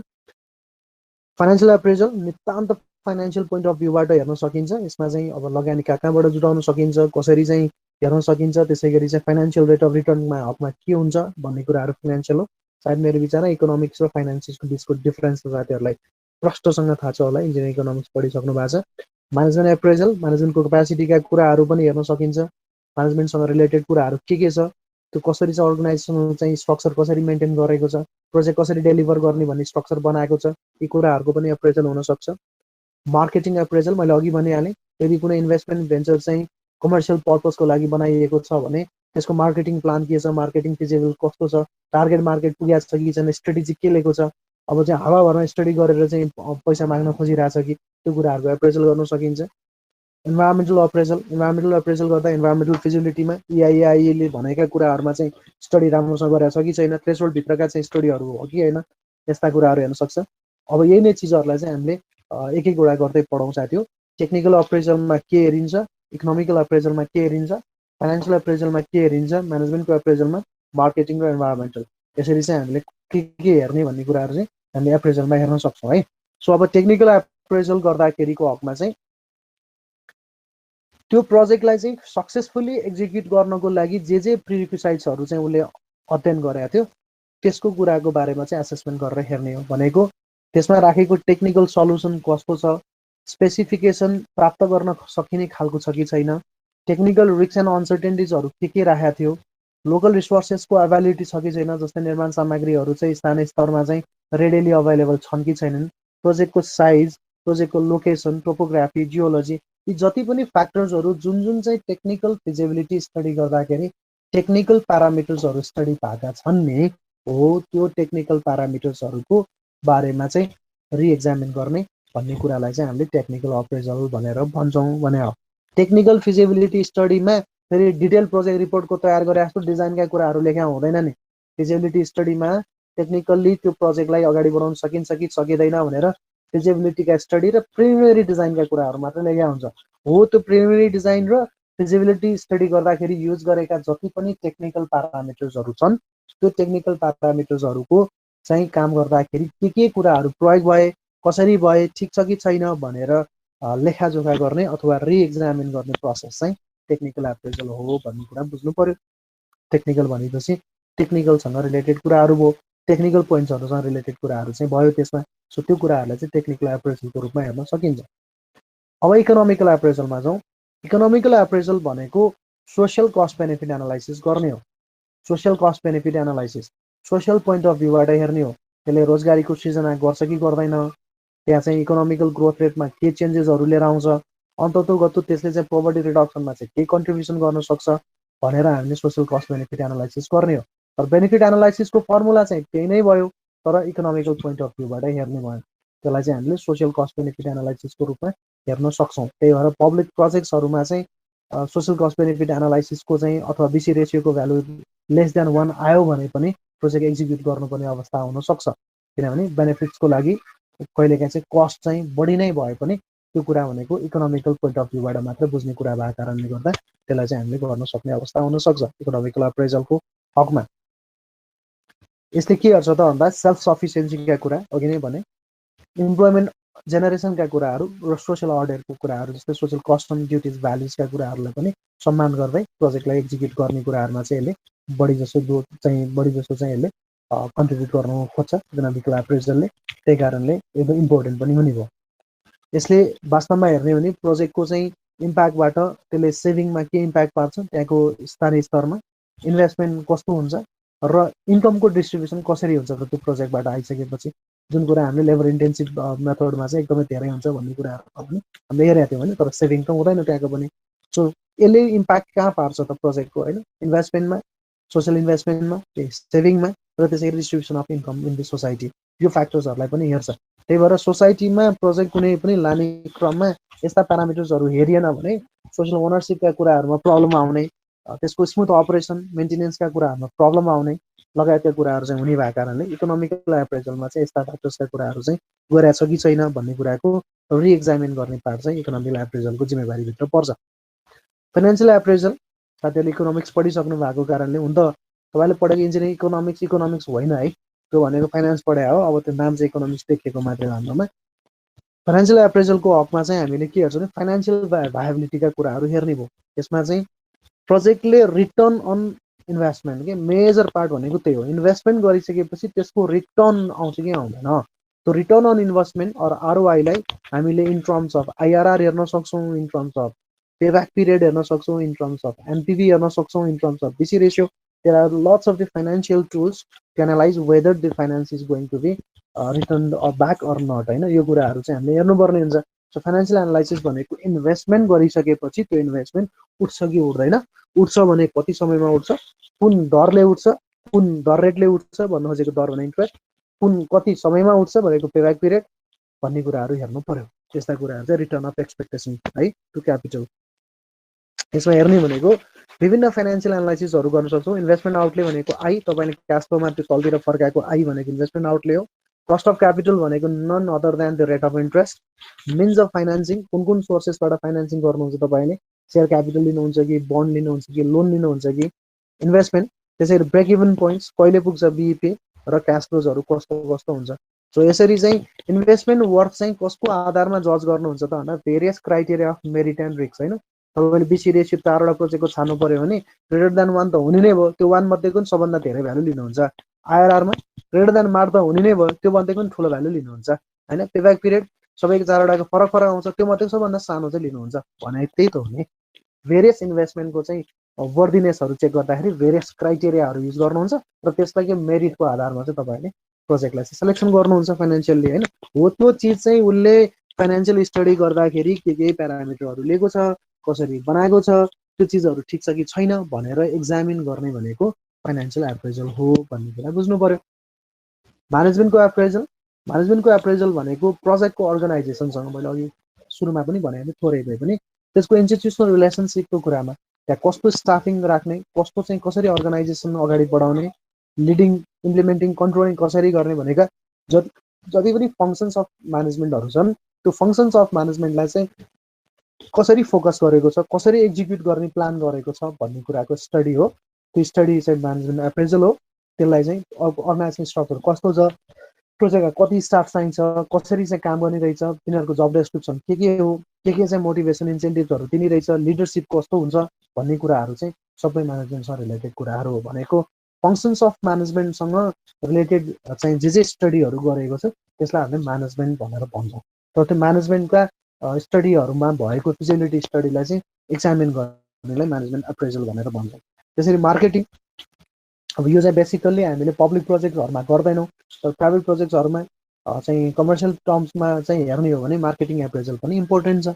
मार्केटिङ एप्रेजलसँग रिलेटेड कुरा भनेको सेल्सको फोरकास्टका कुराहरू हुन्छ, मार्केटमा कति पर्सेन्ट चाहिँ सेयर यसले गर्न सक्छ, कति चाहिँ मार्केटमा चाहिँ यसको डिमान्ड के छ, टार्गेट पपुलेसन कस्तो हो, टार्गेट पपुलेसन चाहिँ क्यालकुलेट गर्दाखेरि चाहिँ रियालिटीमा बेसमा बसेर गरेको छ कि छैन, अथवा प्रोजेक्सन गर्दाखेरि कुन चाहिँ फर्मुला युज गरेर गरेको छ, एस्टिमेटेड रेभिन्यू कति आउँछ भनेर कुरा छ, अकुपेन्सी रेट कति हुनसक्छ यदि होटल व्यवसाय हो अथवा चाहिँ प्राइभेट हस्पिटल खोल्ने हो भने यस्ता कुराहरू पनि हुनसक्छ भनेपछि मार्केटिङ एप्रेजलमा चाहिँ एसोचमै हेर्दाखेरि डिमान्डको कुराहरू, सेल्सका फोरकास्टका कुराहरू, अनि रेभिन्यू एस्टिमेटका कुराहरू, मार्केटमा कति पर्सेन्टेज चाहिँ सेयर ओगर्न सक्छ, यसले भोलि कन्ट्रिब्युट गर्न सक्छ, डिमान्ड के छ, टार्गेट पपुलेसन के हो भन्ने कुराहरूको बारेमा चाहिँ बढी जसो चाहिँ हेरिन्छ। मार्केटिङ स्ट्रेटेजी, टार्गेट पिपुल होइन, पर्पस के हो, यस्ता कुराहरूमा चाहिँ मार्केटिङ एप्रेजलहरू गरिन्छ होइन। यो चाहिँ अब बेसिकली कमर्सियल प्रोजेक्टहरूको हकमा चाहिँ यो गर्न एकदमै जरुरी हुन्छ। यो गरेन भने इन्भेस्टमेन्ट उठ्छ भन्ने कुरामा चाहिँ हामीले चाहिँ भन्न सक्दैनौँ। र लास्टमा चाहिँ इन्भाइरोमेन्टल एप्रेजल छ। इन्भाइरोमेन्टल एप्रेजलसँग चाहिँ रिलेटेड कुरा के हो त भने प्रोजेक्टको फिजिबिलिटी स्टडी गर्दाखेरि नि साथी हो इन्भाइरोमेन्टको पर्सपेक्टिभलाई पनि हेरेर स्टडीहरू गर्नुपर्छ। त्यसमा इन्भाइरोमेन्टमा डिग्रेडेसन हुन्छ कि हुँदैन, प्रोजेक्ट एक्जिक्युट गर्दाखेरि चाहिँ इन्भाइरोमेन्टमा चाहिँ के कुराहरू गर्नुपर्ने हुन्छ, इम्प्याक्ट के पार्छ, त्यसको इम्प्याक्ट पारेको अनुसारको चाहिँ एसेसमेन्ट गरेर जे इम्प्याक्ट पर्छ त्यसलाई मिटिगेसन गर्नलाई चाहिँ रेस्टोरेसन अथवा मिटिगेसन गर्नको लागि चाहिँ राखेका मेजर्सहरू ठिक छ कि छैनन्, त्यो छ भने ओके छ होइन, त्यो भए छैन भने यो इन्भाइरोमेन्टको यो एस्पेक्ट चाहिँ हेरेर बेचेको रहेछ भनेर भनिदिनु पर्यो। भनेको इन्भाइरोमेन्टसँग रिलेटेड जे जति चाहिँ स्टडीहरू भएको छ फिजिबिलिटी स्टडी गर्दाखेरि त्यो स्टडीहरूलाई रिएक्जामिन गर्ने चाहिँ इन्भाइरोमेन्टल एप्रेजलमा गर्छौँ। त्यो गर्ने क्रममा चाहिँ प्रोजेक्टको इन्भाइरोमेन्टल इस्युज र इन्भाइरोमेन्टले पार्ने इम्प्याक्टको बारेमा चाहिँ फेरि एकपटक रिएक्जामिन गर्छौँ र ठिक छ भने त्यसलाई चाहिँ अप्रेजल ओके भनेर भन्छौँ। सो यसरी हरेक सेक्टर्सहरूमा हामीले के हेर्न सक्छौँ त भन्दाखेरि एप्रेजल गर्न जरुरी छ। तर अब सोसियल एप्रेजल पनि छुट्टै सेपरेटली पनि गर्न सकिन्छ। जस्तै कहिलेकाहीँ त्यहाँ चाहिँ एउटा चाहिँ पब्लिक हियरिङ गराएर प्रोजेक्टको बारेमा चाहिँ सोसाइटीको भनाइ के छ, ओनरसिपको अवस्था के छ, त्यहाँको सोसियल ड्युटिज कस्टम भ्याल्युजहरूमा चाहिँ त्यसले इम्प्याक्ट पार्छ कि पार्दैन, यस्ता कुराहरू पनि छुट्टै पनि गर्ने चलनहरू हुन्छ। तर तैपनि इकोनोमिकल एनालाइसिस गर्ने क्रममा सोसियलको पनि केही पार्टहरू लिने भएको कारणले गर्दा त्यसलाई छुट्टै गरेर राख्न जरुरी पनि हुँदैन। तर आवश्यकता पर्यो भने त्यस्तै रिक्वायरमेन्टहरू छ भन्यो भने हामीले छुट्टै सोसियल एप्रेजलहरू पनि लिन सक्ने अवस्था चाहिँ हुनसक्छ है। अब आफ्टर अप्रेजल के हुन्छ त भन्दाखेरि आफ्टर अप्रेजल हुने भनेको once the appraisal is completed होइन, अप्रेजल सक्यो, अब फिजिबिलिटीबाट स्टडीबाट आएका चाहिँ जति पनि रिपोर्ट्सहरूको चाहिँ रिएक्जामिनेसन काम सक्यो अथवा एप्रेजलको टास्क सक्यो भने once the appraisal is completed and the results come positive भनेको सोचे अनुसारको ठिक छ भन्यो भने अब the funding agency approves the project क्या। अब जो फन्डिङ गर्नलाई जसकोमा चाहिँ तपाईँले फिजिबिलिटी स्टडी लगाएर दिनुभएको थियो प्रपोजल सहित होइन, प्रपोजल सहित है, योभन्दा पछाडि प्रपोजल पनि पढ्नुपर्छ नि त होइन। फिजिबिलिटी स्टडी प्रपोजल सहित तपाईँले जे प्रपोज गरेर दिनुभएको थियो फन्डिङको लागि, अब त्यो फन्डिङ एजेन्सीले तपाईँको प्रपोजलमा पेश भएको फिजिबिलिटी स्टडीलाई अध्ययन गर्यो र अध्ययन गरेर चाहिँ तपाईँलाई त्यसमा सकारात्मक पायो भने त्यो सकारात्मक पाइसकेपछि अब प्रोजेक्टले चाहिँ हामी यसमा लगानी गर्छौँ भन्यो भने अब हाम्रोमा के गयो त भन्दा प्रोजेक्टको लाइफ साइकल अर्को फेजमा गयो क्या प्रोजेक्ट अब कन्सेप्टको पेज सकेर अब प्रोजेक्ट प्लानिङमा जाने भयो फलोड बाई इम्प्लिमेन्टेसन हो क्या यसरी चाहिँ हामीले अप्रेजलको चाहिँ महत्त्वको बारेमा बुझ्न पर्छ र जरुरी छ भन्ने कुरा राखेँ मैले ठिक छ साथी हो अप्रेजलको बारेमा क्लियर भयो केही छैन नि यसमा त्यस्तो कठिन चिज त होइन ए साथी हो बोल्नुहोस् न निदाउनु भयो कि क्या हो सबजना ठिक छ सर ठिक बुझ्यो छ सर ओके त्यही भने निदाउन पाइएन नि यार ओके ल अब अलिकति हामी थोरै केही समय त बाँकी रहेछ होइन अलिकति अगाडि बढौँ न त सो अप्रेजललाई मैले फेरि क्विक एकचोटि रिक्याप गरेँ साथी हो अप्रेजलमा हामीले गर्नुपर्ने कुराहरू के रहेछ त भन्दाखेरि अप्रेजल भनेको इन्भेस्टमेन्टको प्रपोजल्स जुन फिजिबिलिटी स्टडीबाट आएको कुराहरू छ त्यसलाई चाहिँ एक्जामिन गर्ने अथवा एसेस गर्ने कुरा रहेछ होइन एसेसमेन्ट थ्रुबाट चाहिँ त्यो कुरा ठिक छ कि छैन भनेर हेरिदिने कुरा रहेछ र एक्जामिन गर्ने कुराहरू रहेछ त्यसको चाहिँ प्रोजेक्टको भ्याबिलिटीमा चेक गर्ने कुराहरू भयो होइन किन गर्न जरुरी छ त भन्दा यसले दुईवटा क्वेसनको आन्सर एउटा चाहिँ यसले अब्जेक्टिभ पुरा गर्छ कि गर्दैन अनि लार्जर सोसियल निडमा केही कन्ट्रिब्युट गर्छ कि गर्दैन भने दोस्रो भनेको विभिन्न प्रोजेक्टहरू मध्येको यो नै प्रोजेक्ट चाहिँ किन ठिक छ त भन्ने कुराको आन्सरको लागि पनि अप्रेजल गर्न जरुरी छ अप्रेजल गर्दाखेरि हेर्ने चाहिँ विभिन्न फ्याक्टर्सहरू हेर्छौँ फिजिबिलिटी स्टडी गर्दा जे कुराहरू चाहिँ हामीले राखेका थियौँ अथवा फिजिबिलिटी स्टडी गर्दा जे कुराहरूको स्टडी भएको थियो त्यो हरेक स्टडीहरूलाई चाहिँ रिएक्जामिन गर्ने पार्ट चाहिँ हाम्रो अप्रेजलको पार्ट हो भन्ने कुरा बुझ्नु जरुरी हो त्यसमा चाहिँ विभिन्न प्रकारका अप्रेजल्सहरू गर्न जरुरी छ टेक्निकल अप्रेजल हुन सक्छ प्राविधिक रूपमा चाहिँ त्यो प्रोजेक्टको सम्भाव्यता अध्ययन गरेको ठिक छ कि छैन इकोनोमिकल अप्रेजल आर्थिक रूपमा सम्भाव्यता अध्ययन गरेको ठिक छ कि छैन फाइनेन्सियल वित्तीय रूपमा लगानीको हिसाबले ठिक छ कि छैन म्यानेजमेन्ट अप्रेजल व्यवस्थापकीय हिसाबले चाहिँ योजनाको कार्यान्वयन गर्न ठिक छ कि छैन मार्केटिङ अप्रेजल होइन बजारीकरणको हिसाबमा यसले के गर्छ भन्ने कुरा कमर्सियल प्रोजेक्टको हकमा वातावरणीय हिसाबले र सोसियल पनि हुनसक्छ टेक्निकलमा टेक्निकल प्यारामिटरसँग भएका जति पनि प्यारामिटर्सहरू छ त्यसको रिएक्जामिन गर्ने टेक्निकल अप्रेजल हो इकोनोमिकल अप्रेजलमा विशेष गरी गर्ने भनेको सोसियल कस्ट बेनिफिट एनालाइसिसका पार्टका कुराहरू हुन् फाइनेन्सियल अप्रेजलमा रिटर्न अन इन्भेस्टमेन्टका कुराहरू बढी गर्छ म्यानेजमेन्ट अप्रेजलमा म्यानेजमेन्टको फङ्सन्सहरूलाई कसरी चाहिँ उसले एक्जिक्युट गर्ने भनेको छ भन्ने कुराहरूको बारेमा हेर्छ विशेष गरी अर्गनाइजेसन स्ट्रक्चर कस्तो छ मान्छे कस्ता छन् कस्ता मान्छेहरूले प्रयोग गर्ने रहेछ भन्ने कुराहरू मार्केटिङमा प्रोजेक्टको अथवा त्यो चाहिँ त्यो प्रोजेक्ट अथवा त्यो इन्भेस्टमेन्टले चाहिँ मार्केटिङमा चाहिँ डिमान्ड र फोरकास्टिङ सेल्सका कुराहरू होइन डिमान्ड र सप्लाईका कुराहरूको हकमा कुराहरू गर्ने भयो रिग्रेसन एनालाइसिस गरेर हेर्नुभएको थियो नि होइन प्राइसको कुराहरूमा पनि त्यसै गरी चाहिँ इन्भाइरोमेन्टल एप्रेजलमा हेर्ने हो भने इन्भाइरोमेन्टमा चाहिँ के इम्प्याक्ट पार्छ त्यो इम्प्याक्ट परे अनुसारको त्यसको चाहिँ रेजिस्ट्रेसनको मेकानिजम अथवा चाहिँ कन्ट्रोल मेजर्सहरू चाहिँ प्रस्ताव गरेको ठिक छ कि छैन यस्ता कुराहरू चाहिँ इन्भाइरोमेन्टल एप्रेजलमा हेर्ने भयो भने सोसियल एप्रेजललाई छुट्टै चाहिँ विधाको रूपमा पनि हेर्न सकिन्छ भने होइन भने इकोनोमिकल एप्रेजलसँग चाहिँ जोडेर पनि हेर्न सकिने अवस्था हुनसक्छ एप्रेजल गरिसकेपछि चाहिँ फन्डिङ एजेन्सीले यो प्रोजेक्टमा चाहिँ लगानी गर्न वर्दी छ भनेर डिक्लेयर गर्छ र उसले चाहिँ इन्भेस्टमेन्टको वचन दिने भयो त्यसपछि अब प्रोजेक्ट डिटेल प्रोजेक्ट रिपोर्ट तयार गर्नलाई जाने भयो डिटेल प्रोजेक्ट रिपोर्ट तयार हुन्छ डिजाइन हुन्छ लागत अनुमान बन्छ प्लानिङ हुन्छ सेड्युल तयार हुन्छ र कन्ट्र्याक्टको सिलेक्सन गरिन्छ र त्यसपछि उसले चाहिँ एक्जिक्युट गर्छ जसले एक्जिक्युट गर्ने हो त्यो एजेन्सीले गर्ने भएको कुरा चाहिँ है सो एप्रेजल गर्ने कुरा चाहिँ यो भयो भन्ने कुरामा हेर्नु पर्यो ओके प्रोजेक्टको प्रपोजल टेक्निकल एन्ड फाइनेन्सियल भनेर भन्छ टेक्निकल एन्ड फाइनेन्सियल प्रपोजलको हकमा अहिले तत्कालै तपाईँहरूले प्रोजेक्ट चाहिँ एकाडेमिक प्रपोजल तयार गर्ने क्रममा एउटा खालको फर्मेटमा तयार गर्नुहुन्छ होइन त्यसै गरी विभिन्न इन्फ्रास्ट्रक्चर प्रोजेक्टको हकमा चाहिँ प्रपोजल तयार गर्नु पर्यो भने छुट्टै खालको हुन्छ इन्कम जेनेरेसन गर्ने कुनै खालको ट्रेनिङ चलाउनु पर्यो भने छुट्टै खालको हुनसक्छ यसरी चाहिँ प्रोजेक्टको प्रपोजलको चाहिँ विभिन्न चाहिँ फरक चाहिँ प्याटर्नहरू हुन्छ फरक चाहिँ तरिकाहरू हुन्छ लेख्ने तरिकाहरू तर मकसद चाहिँ त्यही नै हुन्छ कि प्रस्ताव तयार गरिसकेपछि त्यो प्रस्ताव चाहिँ स्वीकृत हुनु पर्यो होइन अस्वीकृत हुन्छ भने प्रस्ताव राम्रोसँग लेखिएन भन्ने कुरा बुझ्नु पर्यो होइन प्रस्ताव भनेको चिज चाहिँ स्वीकृत भएपछि बल्ल त्यसले चाहिँ रिजल्ट दिने हो अथवा काम गर्न अगाडि बढ्न पाइने हो यदि प्रस्तावै अस्वीकृत भयो भने चाहिँ त्यसले काम गर्न पाएन सो त्यही भएर प्रस्ताव कस्तो लेख्नुपर्छ भन्ने कुरामा चाहिँ अब त्यसमा चाहिँ केही मान्छेहरूले यो कला हो पनि भन्छन् कसैले यो साइन्स हो अथवा विज्ञान हो पनि भन्छन् होइन त्यसमा फरक खालको चाहिँ डेफिनेसन्सहरू चाहिँ हामीले प्राप्त गर्न सक्छौँ साथी हो